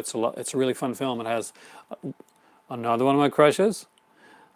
Come Peace has like amazing like practical effects in it, and it's one of the last films to go to have the practical stuff be going to the CGI. And when they're running from explosions, those are real explosions they're running from. And Brian Benman actually talked about the fact that we could have got killed on that set. But yeah, definitely check this one out. And another one that I don't have that I wish I had is called The Joshua Tree. And it's a film that I really like. And there was one copy of it at HMV back when we had HMV. And my dad really wanted it. Argento's version of Phantom. It's I got it on DVD. Not one of his better things. So I love Julian Sands too. But not one of his better works. But I haven't watched it in a while. I'd have to rewatch it again with new eyes. But there's certain scenes I like, but overall, just it didn't grab me the way I thought. Like for instance, the way Derek Gentle's opera did, which I thought was amazing. Yeah, the U2 album. Oh no, not that one. The Joshua Tree actually, I think it might have had we had HMV here. The things that HMV went out in Deadly Eyes, directed by Robert Clouse, who made Enter the Dragon. Very true. He actually made a couple like those type of films. But Joshua Tree was done with, I think, is it Dolph Lundgren? I can't remember now. I do know that the girl that played Hope on Days of Our Lives, Kristen Alfonso, is the star of it, and female star of it. And as far as I can tell, that's the only nude scene that she ever did in any film. The one for Robert Englund is Phantom of the Opera. The Joshua Tree is actually one with, I think it's called Joshua Tree, I'm pretty sure it is. Joshua something. I have to look it up again. I thought it was a Joshua Tree. It's probably not. It's probably something like that, but slightly different. And anybody that has the Scream Factories and know what I'm talking about, Candyman, Farewell to the Flesh. The sequel, I'd like to see them do the original. There's another one I'd like to see them get, like the original Candyman. I'm glad they put it in the sequel. It's a fun little film, but I'd like to see the original put out. Invaders from Mars. This is one that people don't talk about, I don't think, enough. I think it's a fun film, and it definitely deserves to be talked about. Uh, the uh, the Joshua one with Dolph. Yeah, I think it is. It's the one with Dolph Lundgren. Dolph Lundgren and Christian Alfonso. So if you know what the actual name of the film is, you can let me know. Because I'm pretty sure I botched the name of that film. But it stars Dolph Lundgren and Christian Alfonso. Oh, it is called Joshua Tree. Okay, perfect. Invaders from Mars. By the way, thanks, Polly, because I was not sure. I thought I pretty much just botched the whole thing with that. Army of One. Yeah. Was it released in Scream Factory as Army of One or the Joshua Tree? I kind of wonder. Because I haven't been able to find it. Since my dad, I gave the copy, like, there's only one copy there, and my dad didn't get out very often. And he wanted to get a movie. And my stepmom, Dina, she was like a huge fan of Christian Alfonso from Days of Our Life, so I let them get that one. And I've never been able to find it since. So I haven't even looked online recently on that one. But I really should, because it's a movie I liked a lot, actually. It's just like an action movie, but I just dug it. Evil Speak. Clint Howard. One of the most hated characters you're ever going to see in any movie. Evil Speak, you put this one with like Ice Cream Man from Vinegar Syndrome. Great double feature. This is crazy. This is a crazy film. This is kind of like supposed to be like a male version of Carrie type of thing. You got Midnight Cowboy at Dollar General. That's awesome, dude. A Dollar General in the States has some really good stuff. I see like there's a guy, haven't seen his videos in a while, but there's a guy named Cinema Sickness that does a lot of like out and abouts. We have very different tastes when it comes to films, but I've seen some of his earlier stuff, and I used to go to Dollar General a bit, and you pick up stuff like that. Witchboard. I love Witchboard. Great little kind of cool little film. It's by Kevin Tenney. I like Kevin Tenney, Kevin S. Tenney stuff. This has, of course, the very gorgeous. Their oh my God, I'm blanking on her name, and she's in all those Whitesnake videos as well. Tawny Katane, right? He used to make shots of a pig face. Give me a drill shot. That infamous pig face from Evil Speak. No, you're not. I'm trying to move stuff over, but when I'm doing it, like there's other stuff that's falling. I do not want this stuff to fall because I got my collector's editions right there. Next up is one Eve of Destruction. Scream Factory for $16 under that name. See, I can't buy from Scream Factory right now because their shipping's expensive, and I'll probably look and see what's on Amazon CA because that's like the best place for me to buy stuff. Amazon CA is usually good because I've got Amazon Prime, so it kind of cuts down on stuff as well. Eve of Destruction, it's an okay little film, not perfect, not great by any stretch of the imagination, but I just enjoyed it for what it was. Next up is Supernova, one that I was surprised that Scream Factory put out, to be totally honest with you. James Spader's in it, Angela Bassett, great cast. Again, not a fantastic film, but I was glad to see that Scream Factory put it out. Oh, wasn't one that was I was like, I was excited. Great Ouija film. It is a great Ouija film. Oh, Leviathan, another kind of head scratcher for me for Scream Factory. Does one I do like better than like Supernova though, and is a much more fun film. Do I still get the 2 free day shipping? Usually, yeah, we do. If I lived in Newfoundland, where I used to live, Polly, I wouldn't get it because it's an island, and it's harder to get there. But when it comes to the Amazon stuff here in Nova Scotia, whoa, I was about to have like a massive epic proportions fall with those movies. Then yeah, but 2 day shipping, we still have it here, yeah. Sometimes it'll get pushed to 3 day, but it usually doesn't go over 3 day. The Crush, this one I do think is underrated. I do like this. Like Alicia Silverstone, I think she does a great job in the film. Really cool character. Next up is Disturbing Behavior, another one that I really enjoyed. I'm glad they kept the original ending on it. But this is a movie that so much untapped potential. It could have been so much more into this. If you're a fan of this one, let me know. Love Alicia. I do love Alicia Silverstone. I'm a big fan. She hasn't changed either, man. And Katie Holmes. I don't think anybody didn't just love Katie Holmes back in the Dawson Creek days for sure.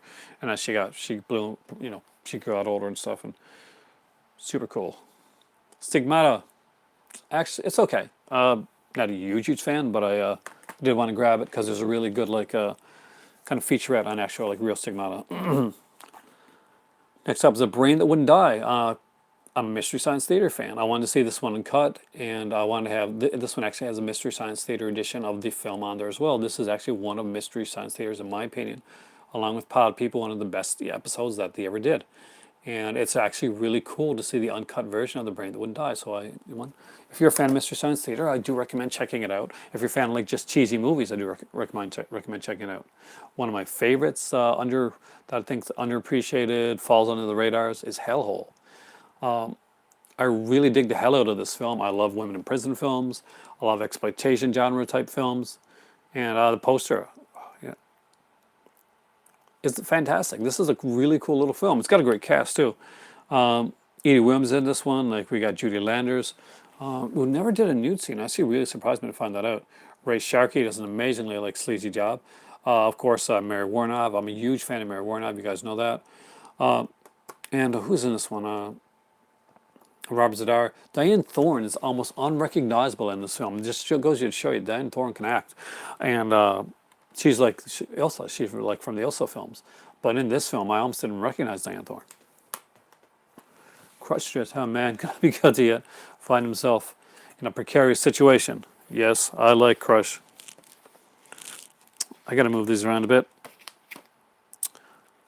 Now, I've got to do some precarious thing. Where this is live, I kind of can't like pretend that I'm not doing this stuff. So what I'm going to do is move some of the stuff down here so that I can show you the other stuff, because I'm getting into the collector's editions. Just a few more, and we're getting to the stuff that a lot of people came on here to see. There's a lot of these guys.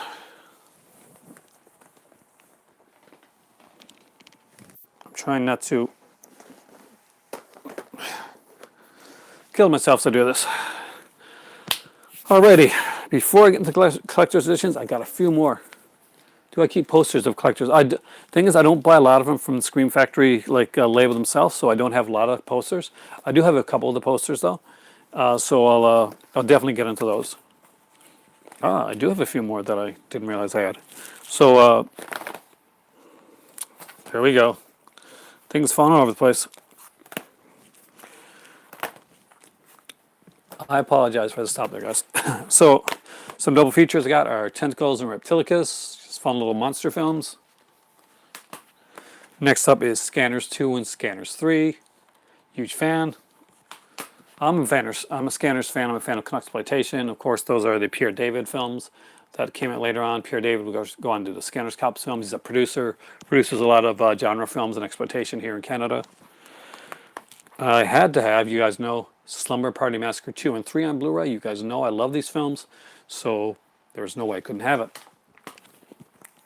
Actually, this is a kind of a fun, underrated little double feature, and that is the house where evil dwells, and Ghost Warrior. I kind of like these. So if you haven't seen them, definitely worth checking out. Ghoulies and Ghoulies 2. Definitely had to get that little one. I like to see the other Ghoulies come out. Troll and Troll 2, and yes, I did get the version that had Best Worst Movie. Fantastic documentary, by the way, guys. And really fun, cheesy little films. And like I showed you, if you guys were here since the beginning of the video, then you're going to know that I have the original Shout Factory edition of this as well, the Bad Dreams of Visiting Hour.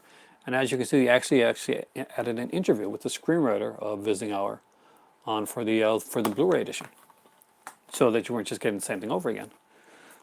And one of the best double features, if not the best double feature that was put out by Scream Factory, is TerrorVision: The Video Dead. This is a great little one. TerrorVision is a fantastic little film with a great little soundtrack. I like the double features, but no, they've stopped doing double features. What I really know is, James, that they've stopped putting as much work, as you can see, into the double features as they used to. The Video Dead is one that like people like would see the cover of and never rent, when I actually got to see it finally. Classic double feature. It is a classic. You sneak up on me again, you know what's going to happen to you: death and destruction. That's it. I do like the Video Dead. I think that one gets, people talk about TerrorVision all the time, but they don't talk about the Video Dead. And I do think the Video Dead is actually a fun little film. And I'm going to move these down here, and I just noticed something. Oh, the Grand Plan. Oh, it's a movie fan. Yeah. Before I get into the, a terrorist. Yeah, I know. I don't think it's a Grandpa Video Dead. Before I get into the Scream Factory Collector's Editions, which I'm about to get into in a minute, I've got some Shout Factory and some Shout Select, so hope you guys don't mind a slight detour. Because I was asked if I had any of those recently. So, in the regular Shout stuff, I have Way of the Dragon and Game of Death. Won't spend too much time on these. As you can see, this one's not even open up. The Big Boss and Fist of Fury. Also grabbed up the I Am Bruce Lee documentary. The Blu-ray edition of Piranha. One of my favorite comedies of all time. Oh yeah, I'm actually a huge fan of Kung Fu movies. 88 Films. Paulie put out some great Shaw Brothers stuff that I do recommend, that I got to pick some up. I don't have any other stuff yet. Leroy Green did like videos and stuff. He's like a huge fan. I usually go to him when it comes to like information on stuff like that, because he knows his stuff. Kentucky Fried Movie. If you have not seen this movie, definitely check it out. Master of the Flying Guillotine is an awesome movie. My dad actually saw that one in theater, and he's the one who told me about it originally, back when I was a kid. He said, "You've got to see this movie," and they throw this. It was cool. So see this movie, guys. This is really funny. You'll especially like Catholic High School Girls in Trouble. Darkman 2 and 3 could have been a double feature, but they didn't do it. And there's barely any features. Yeah, think they're getting a little greedy in that one. Extends Army. Next up is one that I thought was a Scream Factory release when I bought it, but it actually was a Shout Factory release, and it kind of baffles me. I think it should have been a Scream Factory release. That is George Romero's Night Riders. I know it's not horror really, but it's very, you either like it or you don't with this film. The 1990 Captain America with J.D. Salinger's like grandson. Yeah. That's the thing. I think they've got their prices have risen a bit. I think that their summer sales aren't as good anymore. That being said, I won't stop supporting Scream Factory, because I really do love the work that they put into it and their stuff. And they do put out stuff that I just really love, that I gotta have. Death Wish 2, for instance. This is a really good edition of this, by the way. It has like both versions of the film on here. There's a really great, there's a commentary as well. I do love this film, so a little on sleazier side, I guess. It's a Michael Winner film. Well, that's what would you expect me to get Michael Winner? That's exactly the type of films that he does. This one's really cool, and it is Chuck Norris, Invasion USA. There's actually a sequel to this. Stop free shipping to this. Yeah, I know. Actually, their last sale, you got free shipping in Canada if you spent $125. Christine Was So Scary. Cujo was shown love on Blu-ray too. I want to see Christine. I would like to see Cujo get a really good release. Actually, I want Cujo and make the jump to the Scream Factory. I know it's got a good release, but still, in Scream Factory. Invasion USA. There's actually a sequel to this movie that stars Michael Dudikoff. So I know Michael Dudikoff's playing the same character as Chuck Norris. It's canon, guys. It's canon. Next up is, we're almost to the Scream Factory stuff. Wow. So, Braddock, Missing in Action 3. I'm a huge Chuck Norris fan, so I like his stuff. Now we're getting to the Shout Selects, guys. And after that, we'll have 2 more Scream Factories, regular Scream Factories, and then Scream Factory Collector's Editions. First up is one of their latest ones, and that is a great double feature by Shout Select that I do recommend if you like film noir.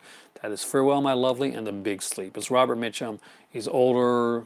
It's an older Robert Mitchum, but it really worked for these films, and they play into his age. Basically, they talk about it. It's fantastic. Porky's release looks nice, but lacks more features. Yeah, I got Porky's, actually. I got a good release of Porky's from Arrow Video, actually. They put out a really good release of that. Definitely check this one out, guys. If you like film noir at all, it's really one that should be in your collection. These are now at a print, apparently. There's Bruce Lee's Return of the Dragon. There'll never be another Cannon. Oh, it was too corporate. Yeah, I would like to see another Cannon films, but like not the way things are going now. You're not going to see it. Maybe one of those indie like studios. Fists of Fury, again, another fantastic Bruce Lee one that's now to print. Next up is my favorite of all the Shout Selects that I own. Nighthawks, one of my very favorite like Sylvester Stallone movies. One of my favorite like movies by Rutger Hauer. I think Rutger Hauer does an amazing job in this film. I think it's a great little film. One of the best packages he put together. The features on this are incredible. And the very first one I picked up was probably this one here, Midnight Run. I'm a big fan of the film. And again, it's a great little collector's edition that they did, but Nighthawks is my favorite Shout Select one. So now we got two more original Scream Factory ones before I get into the collector's editions. Do I Have to Live and Die in LA? I do have it, Carlos. I have the Arrow edition, though. To Live and Die in LA is one of my favorite movies. Fred's of Eddie Carl and Criterion. Oh, that's a fantastic, like, Robert Mitchum film. I don't have that one yet. I do want to own that one, though. I'm a huge Robert Mitchum fan. And that probably comes from my dad. My dad's favorite movie of all time is Night the Hunter with Robert Mitchum. That is his all-time favorite movie. So when that came out on Criterion, I had to get it for him for Christmas. I was very proud to get it for him that year because I knew it was his favorite film. Swamp Thing. This is not the European cut. William Friedkin is genius, and you know what? If you like William Friedkin, Carlos, get Narrow Margin, the original film that came out on the Film Noir one. Make sure that you get the original one. William Friedkin does an exceptional commentary on it. Swamp Thing. I really wish it would have been the uncut version, but you know, beggars cannot be choosers. My latest one is Full Moon High. Is this a good movie? Not so much, but it's a Larry Cohen film, and I do want to have all his stuff, and it's cheesy fun. Nobody's ever going to like say it's like a fantastic film, but it is a fun little film. And what else do you expect for a movie like that? So here we go, guys. We're getting into the collector's editions. Some I will talk about more than others. Anything that you want me to speak about in like in any type of like any questions you have about any, please let me know. Such a complex idea here. A corrupt cop seeking revenge for his partner's death. You love Narrow Margin too? Narrow Margin is one of my favorite film noirs, right up there with Ed of the Past with Robert Mitchum. Have I seen 3 O'Clock High? Yes, I do like 3 O'Clock High. That's getting released, right? Is Shout Factory? Is Shout Factory putting that out? Is it Shout Factory? I thought there's a Blu-ray release 3 O'Clock High coming. You got the uncut Swamp Thing from Diabolic DVD. Yeah, you got the German one. Yeah, I think it's German release. Yeah, I think so. That's a cool one. Actually, MGM originally put it out, but they yanked it off the shelf pretty fast. Like I tried to grab it, but by the time I went to grab Swamp Thing, it had already been re-released. So I definitely got to get that one down the road. I'm a huge Adrienne Barbeau fan. Yeah, Paulie, there's one of my crushes. So Paulie's keeping a Google Doc of all my movie crushes. So Jeepers Creepers, which decent movie, you know, despite what I think of like the actions of the director, which I don't really want to get into. This is like I want to keep this lighthearted. And Jemer and Media Books. I haven't got a media book in my life, but I knew Shout put that out. Yeah, perfect. But I definitely need media books in my collection. This is a movie I actually didn't like, but I got these for like about $1 each when HMV was closing out. So, didn't like sequel. Part 3 I didn't really even care to see because I saw Part 2 and I didn't like it. We can separate the art from the artist. For that one, it was hard. It was hard for me to do, and I tried to do it like because I'd be because I do like some of Polanski stuff, and I'd be a complete hypocrite if I didn't say that I did enjoy Polanski's work in that too. Yeah, he did hurt. Like that's the thing. Both Polanski and like for like different reasons. Woody Allen. Yeah, and I love a lot of the works that they put out, and I gotta like try and take myself away from like some of the stuff that they do. My connection has been lost for 48 minutes. It's just coming back online. It's hard for me to separate, honestly. It really is hard to separate. You can never watch Woody Allen movie because of it. Welcome back, Savannah. Guess what? You came in just in time for the collector's editions. So you're going to see the collector's editions. I thought it was really surprising that Savannah wasn't talking. Artist rough all time. Yeah. But Thankfully, I haven't heard anything bad about this guy, who's one of my favorites of all time, and I'll be heartbroken if I ever heard anything bad about, like, Brian De Palma. Carrie, I love this edition of the film. Jeepers Creepers, you saw that, did you? Yeah, I have the first two, and like I said, Savannah, you got to separate yourself, the man, from the movie. I do like the first Jeepers Creepers film. I thought the second one wasn't the greatest though. Carrie, yeah, this is a beautiful, beautiful cover for this. I've got many editions of Carrie. I'm a huge fan of this film. I'm a bigger fan of the film than the book. I didn't find the book like awesome. It being badass. That's true. The cover is fantastic. Man, but that was gross. Yes, he is actually. And these you want to see the inside cover? It's the usual. Now this is the original one.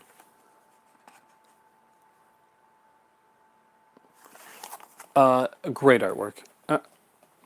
As I go through these, I'll actually slip out these I'll show you guys the alternate art. This is Shocker, which I thought was a really fun little film with Mitch Pileggi. It's what did I think the Palmas 2000s works? Not bad actually. I think some of his stuff is underrated. It depends on which one you talk about. To be totally honest with you, but I think a lot of it actually is underrated. Why didn't I turn this around? Why didn't I turn this around?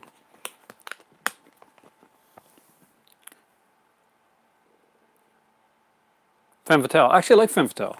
I think Femme Fatale gets a bit of a bad rap, to be honest with you. Passion's okay.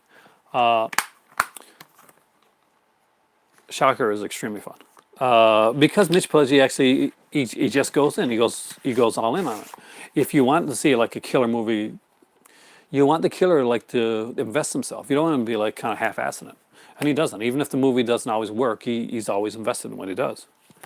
Next up is still got Shocker and the Rapper, do you? That's a fun little film. Dark Man. It's kind of cool. There's actually a Liam Neeson interview on this. It's not even mentioned. It must have been like a late like edition because they don't even mention on the on there. And of course, there's the original Dark Man like cover as well. Love that film. The Aaron Vazzo sequels are okay. I don't have them yet, and like James said, actually they would have actually honestly worked better as like a as a double feature. Dark Carrage reminds me of Watchmen for some reason. I can get that. I can kind of get that. Lake Placid. Carrie really explore. Oh, Carrie does. And Carrie, as a kid, like I was a scrawny little kid that I definitely got picked on when I was a kid. Some of my friends got picked on, and I was not the kid. I was kind of the kid that would like get my ass beat again because I'd be picking up from my friends were getting picked on. So Carrie, yeah, I could definitely relate to that. And Arnie back in Christine. Lake Placid. Fun little film. Like as you can see, Bill Pullman, Bridget Fonda, and Oliver Pratt. They print out the packaging before they talk to Liam Neeson. Oh, did they? Oh, that's why. James knows his stuff. Bridget Fonda's owned it. Did she really? It's not that bad. I mean, like this is by the guy that did Ally McBeal, which was a popular series back in the day with, Harrison Ford's wife, whose names escape me right now, but I'll remember down the road. It was recently in Supergirl, the TV series. But actually, Betty White actually does a really good job on that. Next up is one of my favorite. I was asked earlier what some of my favorite werewolf movies. Here is one of my favorite werewolf movies of all time. Ginger Snaps. I really love this movie, and I would love to see Scream Factory. Calista Flockhart. That's exactly what I was thinking about, Polly. I'd like to see them put out Ginger Snaps 2 and Ginger Snaps 3. Ginger Snaps 2 is actually, I think, is really, really good, and it's almost not quite on par, but almost on par with part 1. Number 3 is meh, but it's still definitely worth owning. And Emily Perkins, I think she married the director, right? The other sister. This is one of my favorites. This is hands down one of my favorite films. Where films are not, I really thought the Ginger Snaps, and this has a really kind of cool, different cover that I'd never seen anywhere. Did they meet on set and get married? I think so, actually, maybe, because Serpent in the Rainbow. I gotta get Serpent in the Rainbow. I don't think I got that one. Want to see one of my favorites, guys? Right here, Class of 1984. I love this movie. It's a revenge movie. It's a fantastic little film. Savannah actually mentioned Class of 1999 and Class of 1984 originally, and I grabbed that on sale, but it doesn't ship to Canada, ironically. Yeah, I know. Isn't that kind of freaky? Like, Hell, they have certain movies that don't ship to, for some reason, do not ship to Canada. One of the Bubba Hotep is one of those, by the way. I actually had to buy that through HMV, so where somebody got it because he couldn't get it to come to Canada. So this is class of 1984, a classic one. This is Lisa Langolis again. There she is, right there on the cover. Uh, Savannah, I hope you haven't hope Savannah hasn't lost like again because this is one that she would definitely like enjoy because she's a huge fan of these. Next up is another Brian De Palma film, and that is Raising Cain. Again, another one that I really, really enjoy. I'm a huge John Lithgow fan, guys. From back in the day, I remember one of my favorite John Lithgow roles was in The World According to Garp. He plays like a transgender person. He does a fantastic job. I loved him in like Raising Cain. He did great in Cliffhanger. I thought he was great, and I thought he did the best killer in Dexter. That's for sure. Bar none. And he does just great in this film here, and of course in the movie Blowout. You get Fright Night 1 and 2 via eBay. Lithgow is the man. Tales from the Crypt's Bordello of Blood with Dennis Miller before he went insane. But he was still pretty much a dick in this movie, apparently. Dennis Miller was a huge dick in this film. If you watch the feature, they kind of like they tiptoe around it a bit sometimes. But most people, they just say, he was... Harry and the Hendersons is a great... Oh, really? There's actually a TV series, Harry and the Hendersons. It wasn't as good, but they made it like a short-lived TV series out of it as well. Corey Feldman was in this one, of course. Angie Everhart. I do think this is a fun film, though. Dennis Miller may be like a hard guy to work with, but he did do a good job in that film, and he really carried a lot of the film. A lot of like the lines, he just made it up on his own. Lithgow was going to be Judd Crandall in the Pet Sematary. Good choice. So yeah, some things. What's that line again? Some things should stay dead. Sometimes the dead should stay dead. Blowout made me mad. It's supposed to though. Blowout, it's a very political film. Teddy Kennedy, but it's a very fun film. The opening's really fun. Demon Knight, love this movie. Highly underrated film. I think this one is like super crazy, super fun, and awesome. Oh, that's it. Sometimes dead is better. Sorry, that's my really bad imitation. But I do like the Pet Sematary films. I do like the second one too. I love to see the Pet Sematary movies come on Screen Factory. There's another ones that I'd like to see. And I know they got Blu-ray. There's Blu-ray releases of those films, but I want to see Pet Sematary 2, Pet Sematary 1. I want to see them on Screen Factory.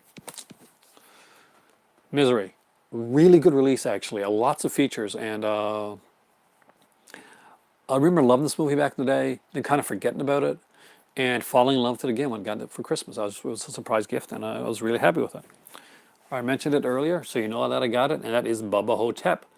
Again, you guys know I'm a Don Coscarelli fan, a huge Don Coscarelli fan, and Bubba Hotep is a fantastic little film. Oh, you're not weird at all. There's a lot of people like the second, like Pet Sematary, to be better on, like more honestly. It's grown a great cult following over the years, much like Halloween 3 has, where a lot of people kind of didn't like it back in the day, but they've kind of fell in love with it since then. So you're just ahead of the curve there, James. And of course, did I? No, I did not change the cover over on Bubba Hotep either. But it's of course, the classic Bruce Campbell's Elvis. I would love to see a sequel to Bubba Hotep, but don't know if it'll ever get done now. But I don't know, just the comic could be good enough for now, I guess. Slow burn movies are underrated. Yeah, especially nowadays when everything's so fast.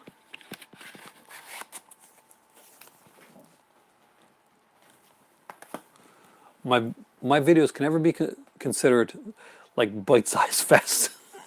So I'm of the slow burn school. So one of my most recent Screen Factories is this one here. Love Bruce Campbell. Bruce Campbell's the man. I got to meet Bruce Campbell. He actually acts like this. That is Bruce Campbell. He is the character that he is. Cyborg. It's a fun little film. I actually really enjoyed this. Burn Notice. Oh, yeah. I got the complete series of Burn Notice actually. Got it for Christmas. This is a good favorite of mine right here, and that is Child's Play. Love Child's Play. Saw this in theater, as I mentioned like many times before for people that have been here for a while. Uh, his chin has second brain. I like that actually. Bruce Campbell would actually love that. But Cyborg, yeah, you got to get Cyborg, James. It's actually really cool. Way cooler than I actually thought it was going to be. I kind of remembered it, but I didn't. But it's I didn't really remember it totally. And when I started watching it again, I started remembering the scenes as I was going through, like the big scene where you kind of like split and the going down through. It's really cool. Child's Play. When I saw this in the theater, there was only two other people in the theater. It was me, my dad, Raj, and one other person. I think that was about 4 people in the whole theater for the Child's Play. That's how popular Child's Play was originally when it came to some theaters, but it gained a following, as throughout. Does Child's Play have more features than the new box set? I don't know, actually. It's got a lot. Have you seen My Name is Bruce? I saw My Name is Bruce in theater. I have not seen it since I saw it in theater, but I saw it in theater back in the day. Child's Play, was it scary?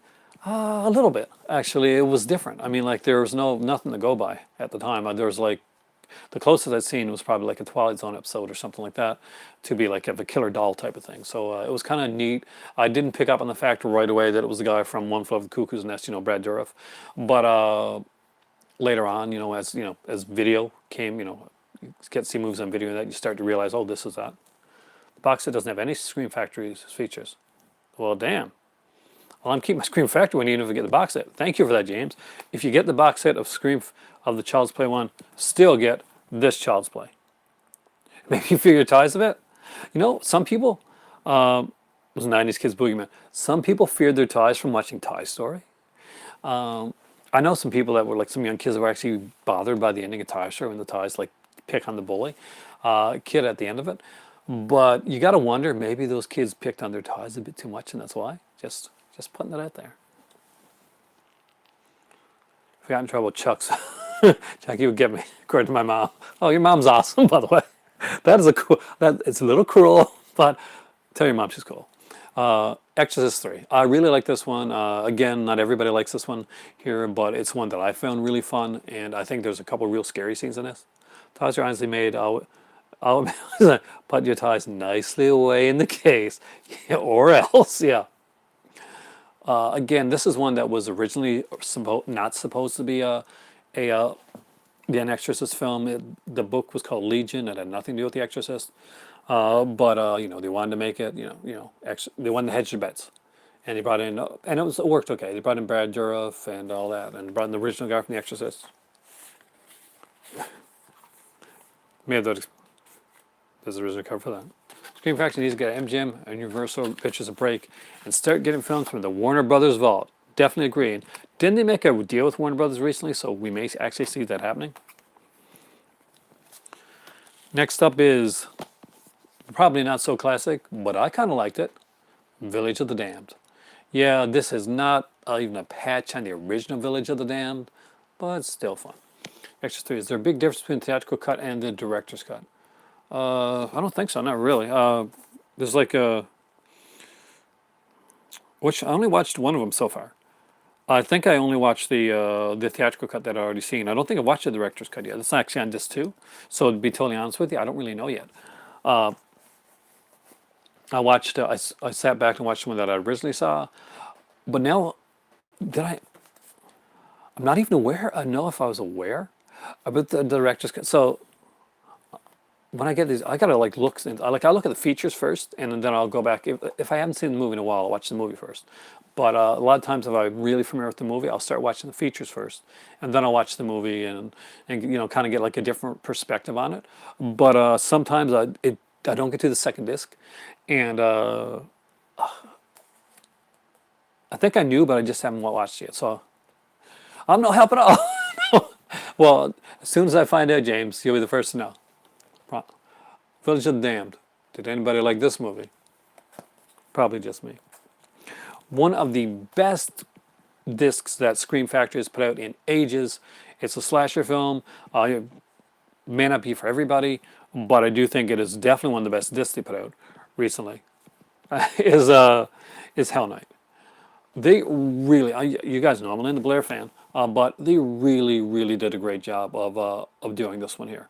They pulled back the release date on this because they found they you know they got the rights to like do other features on it, and I'm guessing that Hell Night here is probably the exact reason that we're seeing The Exorcist 2: The Heretic come out on Blu-ray from Scream Factory now. It's because Linda Blair came in and they probably were able to get the rights to Exorcist 2, and actually also talk to her about that. So that's going to be excellent. Actually, that's why I want Exorcist 2: The Heretic. I really want to see Linda Blair stuff. Start with the extras, then get to the main feature. I do that a lot too. And this one here, by the way, if you don't have it, pick it up. It's a really good one. It's actually a really decent film. The features are incredible. Almost pretty much every actor in this movie is interviewed. There is great stuff in this. It's a fantastic. She definitely ages gracefully, very well. And yeah, I can't give any higher kudos than I can to Hell Night right here. Definitely worth picking up. Another handful. Next up is Wes Craven's classic People Under the Stairs. And stop falling. I'm again, huge fan of People Under the Stairs. Some of these that I've already done, got to go on the floor. Just not the collector's editions.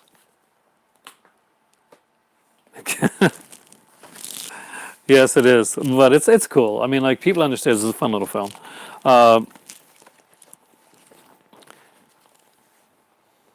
Yeah, definitely one of Craven's best films. But one of my favorites that Scream Factory put out, overall packages wise, and of the regular collector's editions releases, is this one, Dolls. It has a fantastic cover. I actually gave my oldest, who's a huge fan of this film, the poster for this one, and very cool poster. It's Full Moon Entertainment. I think it's probably before Full Moon. It's probably when they're called Empire Pictures. I think. I think this is pre-Full Moon. I think this is an Empire Pictures release. And Dolls is a really, really good film. It actually has a girl that, if you've ever watched, let's go, Take on Me, the Aha video, the girl from the Aha video, Take on Me, the one that's with the lead singer, the star of that one. She's actually in this movie. Definitely. The year that this came out, it was my pick of the year for best Blu-ray release. Underrated little fun film, Cockneys versus Zombies. It's not Shaun of the Dead. It's not going to be Shaun of the Dead, but it's a fun movie in its own right. Next up is Dead Souls. It was okay. I really don't have a lot to say about it. It was okay. One of the early chiller releases. Did not leave a lasting impression. Beneath, Larry Fessenden. I don't have the Larry Fessenden set yet. I really wish I did. Because I really enjoyed this movie. I really enjoyed the hell out of this film. Out of the newer films that they put out, this might be my favorite. Big time to see more movies. Also, in political horror comments on how bad corporations can exploit the poor. Which one? Beneath, it's amazing. It's incredible. It's a fun film. I mean, like I really like it. The creatures, it's pretty cheesy. It's Larry Fessenden, so it's low budget, but it's all pretty much set on this boat, and I thought it was a great film. You guys can let me know. Maybe some people liked it, some people hated it, but it's one that I enjoyed. Speaking of films that I really enjoyed, that I really love, Night of the Comets is a favorite of mine. It always has been. It's like it's an '80s film. It's got a fantastic little cast there. I think it's Catherine Mary Stewart in this one, right? Yeah, Catherine Mary Stewart, Kelly Maroney. Is her little sister, and I just really enjoyed this.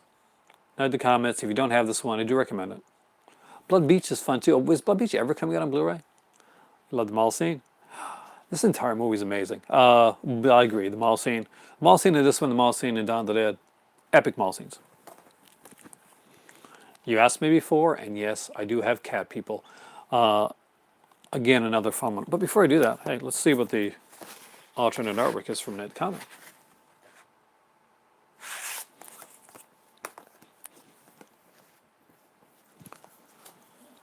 I love this movie. This is another movie I got to see in theater back in the day. And this came out in, I think, '82. So I was probably like, I know I snuck in. for this one. Yes, but which one's going for ridiculous money?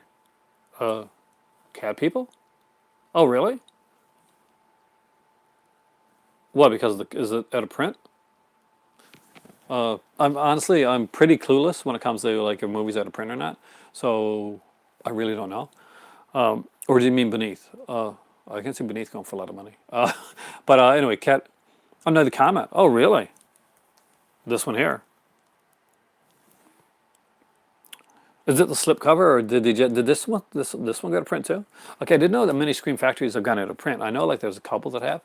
I know like Life Force like went for silly money and stuff like that. Uh, I love this movie. I was 11. I think it was 11 when I saw this movie. 11 or 11. I think 11 or 12, depending on when it got to our theater. I actually snuck in. I'm not really snuck in, but I got in. Post-apocalyptic setting, the body scene at the end, the cat people. Yeah. Oh, because of slipcover. Yeah. Some of the slipcovers actually. Cat People's like $16 now. Oh, Cat People is awesome, dude. You gotta love Cat People. Man, it's got Natasha Kinski and Annette O'Toole. That alone is worth it. Mad Max. Probably one of the most readily available Scream Factories that you'll find out there. And usually you find it at every Walmart. For a while it was like going for $8 or $9 at Walmart. When I grabbed originally when it came out, because I'm a huge fan of Mad Max. I actually like the first. I like the sequels as well, but I really I like revenge movies a lot. And Mad Max as a revenge movie is very different from its sequels. They're almost like a different beast. They almost seem like a different like a genre of film altogether. But I enjoyed it. Speaking of movies I really enjoy, it is super fun and awesome. Though the scene where they run down the kid and the mother, that's pretty brutal, man. Prince of Darkness. Again, this is another one I saw in theaters. I was in theaters with my dad, and it was in the winter. Because I remember like walking home afterwards. Told this story so many times. People are gonna be bored with it. But I was walking home, and I had to go through a graveyard to get home, and the snow was over the tombstones, and I was walking through the graveyard, and I noticed I was walking on something that was really hard. And I thought, well, maybe it's a rock. And I kind of shuffled my foot a bit, and I realized I was like standing on top of a tombstone, and I like booted it the rest of the way home. But I really did enjoy this movie. It was a fun theater watch. Next up is Pumpkinhead. Again, I really like this one here. I think the 2004 is The Punisher was a love letter to Mad Max. I never really thought about it actually. I can see that now. I never really thought about that, but yeah, probably. Or at least that genre. So it's still good 3 times. I actually recently picked up the Pumpkinhead comic book, so actually pretty good. I don't like the backstory as much. Donald Pleasence and John Carpenter is like Tarantino and Keitel. Yeah. Pleasence is amazing. He was amazing. I would have loved him to meet Donald Pleasence. And is Angela Pleasence? Angela Pleasence is still around, right? I love the movie Symptoms that Mondo Macabre put out. It's like I've watched it like since I got it, maybe about 4 or 5 times. I'm just a huge fan of of that style of film, and I'm a huge fan of Angela Pleasant. She has an unusual look. She looks like her father, but almost time for tea. Yeah, I got to get through this one though. You just want to get me off the screen. Night of the Demons. Kevin S. Tenney, pick it up. It's awesome. Kathy Podwell, Linnea Quigley. Of course, that infamous Linnea Quigley like bending over sequence in this film, which has been shown in many famous scene. And of course, the lipstick sequence nobody forgets. Next up, the girl that played in Night of the Demons, Emmanuel Kincaid. She actually became like a pet psychic later on in life. She's related to Rue McClanahan, by the way, from Golden Girls, and from earlier in my movies. That's there. Lord of Illusions.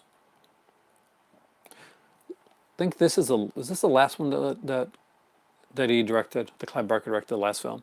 I enjoyed it. When you look at like some of Clive Barker's work, Blofeld, I do like his Blofeld. Class to a brilliant indie film. I love Donald Pleasence, and man, if Angela Pleasence ever does like a convention scene, and I would definitely go meet Angela Pleasence. I have lots of questions I want to ask her. From Beyond, H.P. Lovecraft's From Beyond. I'm a huge fan of this movie. When I roll, he does, and he did that with Halloween, and he brought it. He just brought it. This movie, I love From Beyond. Is probably my favorite, like of the Lovecraftian ones that Jeffrey Combs is in. I know I like it even better than Reanimator, and I'm pretty much alone on that. Nepri's cut, yeah.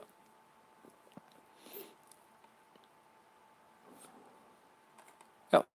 Brian Yuzna produced this one here, yeah. When I spoke with Jeffrey Combs, he actually said that he thought he was miscast.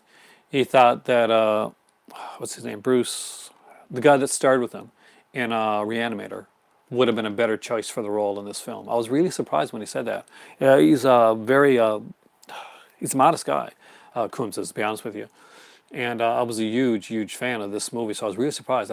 Barbara Crampton in Leather, guys. She really makes leather work. Just got a few more. I'll thank you guys, by the way, that I'm staying for this whole thing. I really do appreciate it, and I hope that I've been able to like come through for you guys on the on seeing like these because I promise you guys the Scream Factory stuff I want to deliver. Nod to Frankenstein, very much so. Motel Hell. It takes all kinds of critters to make Fireman Vincent's fritters. I do like this film. It is black comedy. It's fun. It's amazing. I have the poster for this one, by the way, guys. And this 2 hours feels like 10 minutes. Thanks a lot, by the way. That's actually I really appreciate that. Motel is definitely a must. That blonde was hot. Yeah, I got to rewatch this movie again. I love this movie. I actually got this on. Thanks. I'm almost done. I've got the Motel Hell on. Like I got the Arrow edition as well. Day of the Dead, very cool. I like the cover art on this one here. I do find that the guy that did it, I think the dude design, sometimes can be a little busy with some of his cover art, but I do like his artwork. Great documentary in there, by the way, as well. The Burning, one of my favorite slasher films. Definitely worth watching, guys. Definitely worth checking out. Day of the Dead. Actually, Day of the Dead is probably my favorite in the Dead films. It goes back and forth between dawn and day. Night is actually not my favorite in the series. Not Night of the Living Dead was actually the one that took me the longest to get into, even though it definitely is like awesome stuff. George Costanza. This is a movie George Costanza is actually cool in. Jason Alexander is kind of the cool guy in this movie. I know that's really different and hard to think of Jason Alexander being the cool guy, but he is in this one. Which one? Right. I love The Burning. Inspired by Cropsey Legend, yes it is. And if you ever see the whole Cropsey thing on there's a documentary on it. It's actually really, really freaky. Here's gonna be my last one.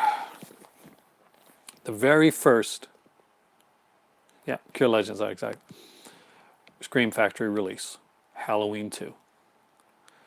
Yes, I have the Halloween box set, but I could never part with my Halloween 2 original Scream Factory release. Costanza with hair, yeah. And what was the other one that came out that very same day? Halloween 3. And yes, I still have the original Lucky Silver Shamrock, the Silver Shamrock, like a sticker on it as well. And I still have the original, like, yellow sticker on there. The releases that started it all, Halloween 2 and 3. Without these releases, Scream Factory would never have been, and we would not be where we are today with like so many hundred Scream Factory releases out there with the amazing Halloween sets. Bought this 2 for $30. Did you buy it from HMV, like the 2 for $30 sale when they did that? But I was so excited to get these. I bought these originally from Best Buy. Halloween 3 is awesome. Next up is another Carpenter film. You saw it on eBay for 2 for $30. That's awesome. Terror in the Aisles is a great. Oh, Terror in the Aisles. Actually, I got that on the other edition of Halloween 2 that I got, the other Blu-ray. They actually had it on there, and it was like really cool. I found it actually at a pawn shop. The Fog, another great like Carpenter classic, one that I love. I think The Stepfather was like a Shout Factory release and was supposed to be. It wasn't supposed to be a Scream Factory release, but something happened. I would love to see Stepfather and Stepfather 2 come out on, even Stepfather 3, Shag, why not? Same here. The posters of Halloween 2 and 3 would be amazing. To go back in time, James, and to and to have the foresight to to get those like some people did. I wish I had. Whoop. Next up is one of the movies that scared me, and that is Terror Train. Most people on here already know the story behind me and Terror Train. Basically, ghost story inspired by true story. Exactly. Terror Train is the movie that basically freaked me out. It was Halloween night. It was coming on TV. I came home. I got excited. I was going to watch it. Stepfather came before Scream Factory existed. Yeah, this one was Shout Factory. But weren't they going to re-release it? Sure, Roger Corman titles. We were actually, yeah, they actually did a huge deal with Roger Corman. Now that being said, his kids did put out a lawsuit. But I think that Shout Factory has a huge deal with Roger Corman. If the lawsuit doesn't hamper that, you're probably going to see a lot of Roger Corman releases coming in the near future, both re-releases and new releases with new stuff on it. They're probably going to go towards the Scream Factory label. That's what I think they go towards. And they did say that they were looking at actually making some new stuff. Was this the third release from Scream Factory? I'm not sure actually. Maybe it was. Hopefully a 40th anniversary 4K. Oh, I would love to see them go 4K with Scream Factory stuff. Roger Corman deserves to live his last days in his own island. You're damn straight he does. He is awesome. Roger Corman's awesome. This movie scared me. So basically, I wasn't allowed to watch it. My mom sent me to bed, and they watched it without me. But I could hear it in the next room. It was freaking me out. Train moves are always in job. Night Train to Terror. This would be a great poster as well, by the way, guys. Yeah, I have Night Train to Terror. It's a fun one. It's one that I do love. Corman's your dad. If Roger Corman dad, you'd be suing him right now, and I'd be really mad at you. David Copperfield. Yeah, David Copperfield actually. That might have been his first acting role. And he plays the magician. He's one of the red herrings in it. But he does definitely play a part in the film. That is very important. Next up is Escape from New York. Favorite film of mine. Fantastic. Kurt Russell does a great job in this. And there's the classic poster right there, guys. This is the next movie I'm about to show you guys. Is the one that got a lot of people in Scream Factory. The people that didn't go in for Halloween 2 and Halloween 3 originally bought this. They Live. This was a first buy for a lot of people for Scream Factory. As when you watch Scream Factory videos, then you and all the Italian escapes. I love them. I love the ripoffs. I've got the Bronx Warriors trilogy from Shameless. 10 ripoffs are fantastic. They got their whole genre of their own, and they're really fun. 2019, yeah. Saw it in Precinct 13, and again another fantastic film. I love the original. Got the button. 2K or 4K. Oh, I wonder. Couldn't believe Carpenter made those on such small budgets. Carpenter is still. I would like to see Carpenter get his chance to make the Western that he wants to make. He's never got to make that Western. He loves Western movies. Nobody loves Westerns more than John Carpenter. And he deserves it. He deserves the chance to make a Western film. Body Bags. Fun film. This was going to be a TV series, but unfortunately it didn't work. Great. And and the first film really is kind of like a Halloween, it's in the Halloween universe. Next three are a trilogy. And they are Sleepaway Camp. I almost made a Western with John Wayne, Blood River. But Wayne got ill. You could still do it, man. You got guys like Josh Brolin, that's made for Westerns and stuff like that. The Shootist. We don't want the Shootist remade? It was sad.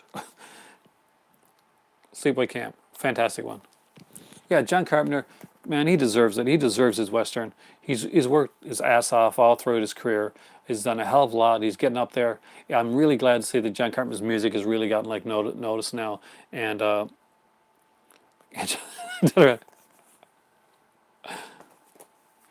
watching Sleepaway Camp is good for the soul. I watch it very often, actually. And I do love this one here. Sleepaway Camp 2. Unhappy Campers. You gotta love this. Oh, I'm a happy camper. I'm not going to try and sing it right now, especially with my voice gone. Love this film.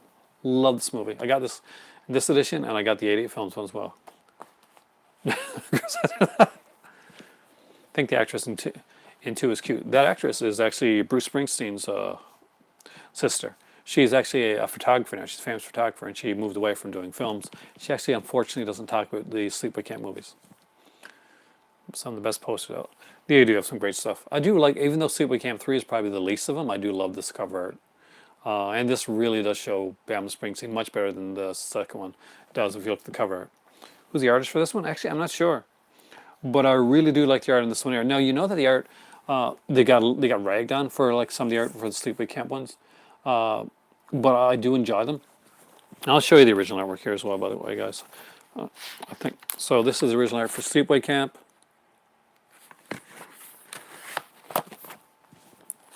For Sleepaway Camp 2.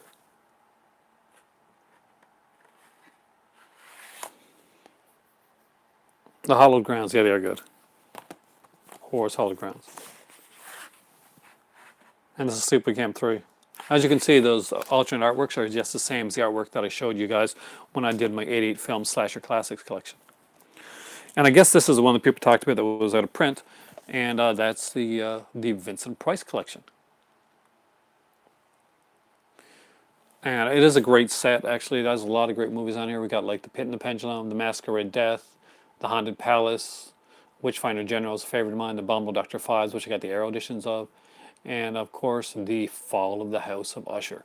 Do I have any more? Well, I got a couple more, so just give me a second and I'll show you those. I'll be right back.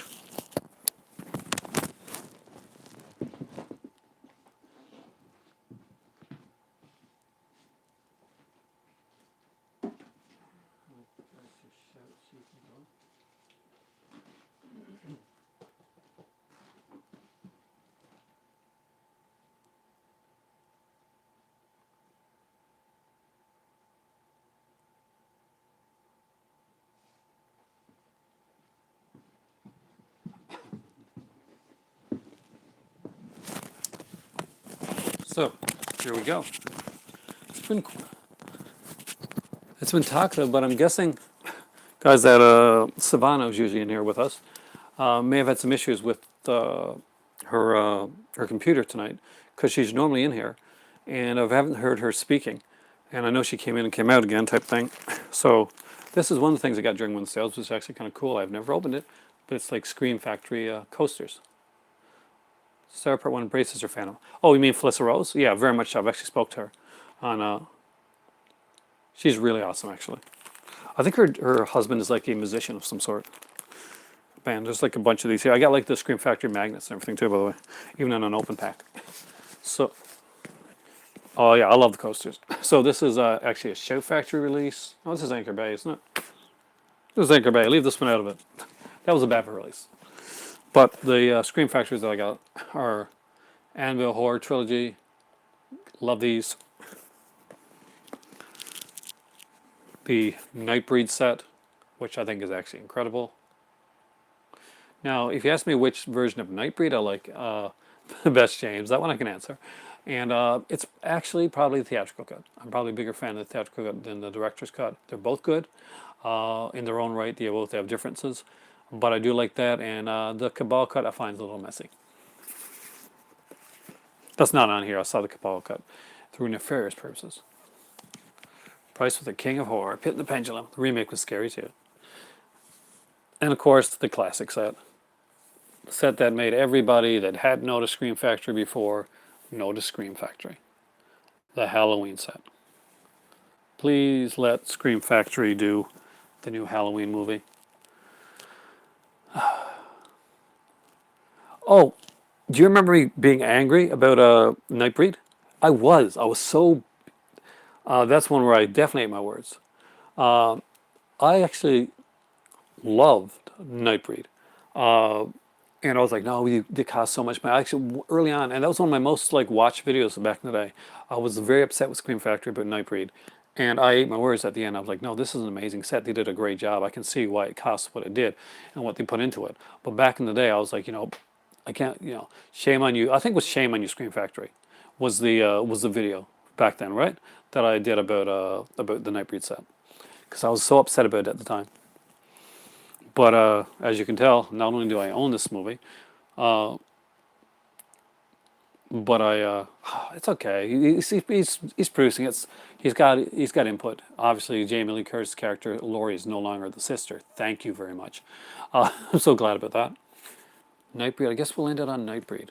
Kind of the movie that got me the sorry that the video that got me some got me some notice in the first place was actually a ragging on Scream Factory because this movie was going to cost so much. It was one movie.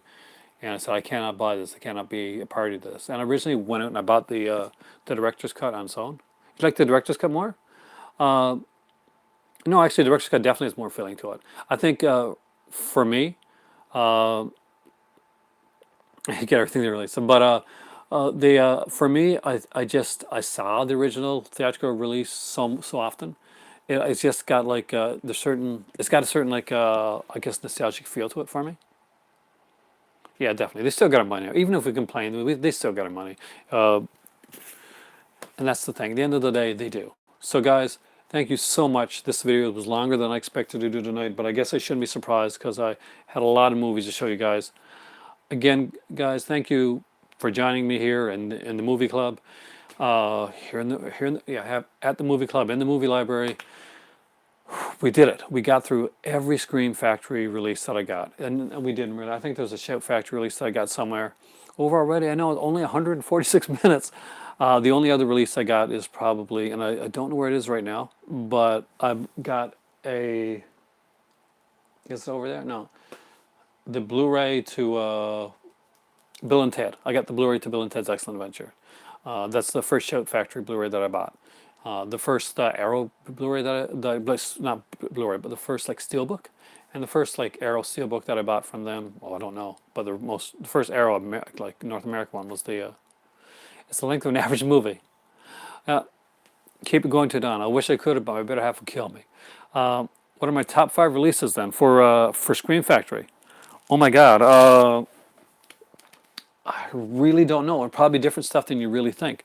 A lot of people have, obviously this was an epic, you know, uh, nobody thought this could be done when this came out.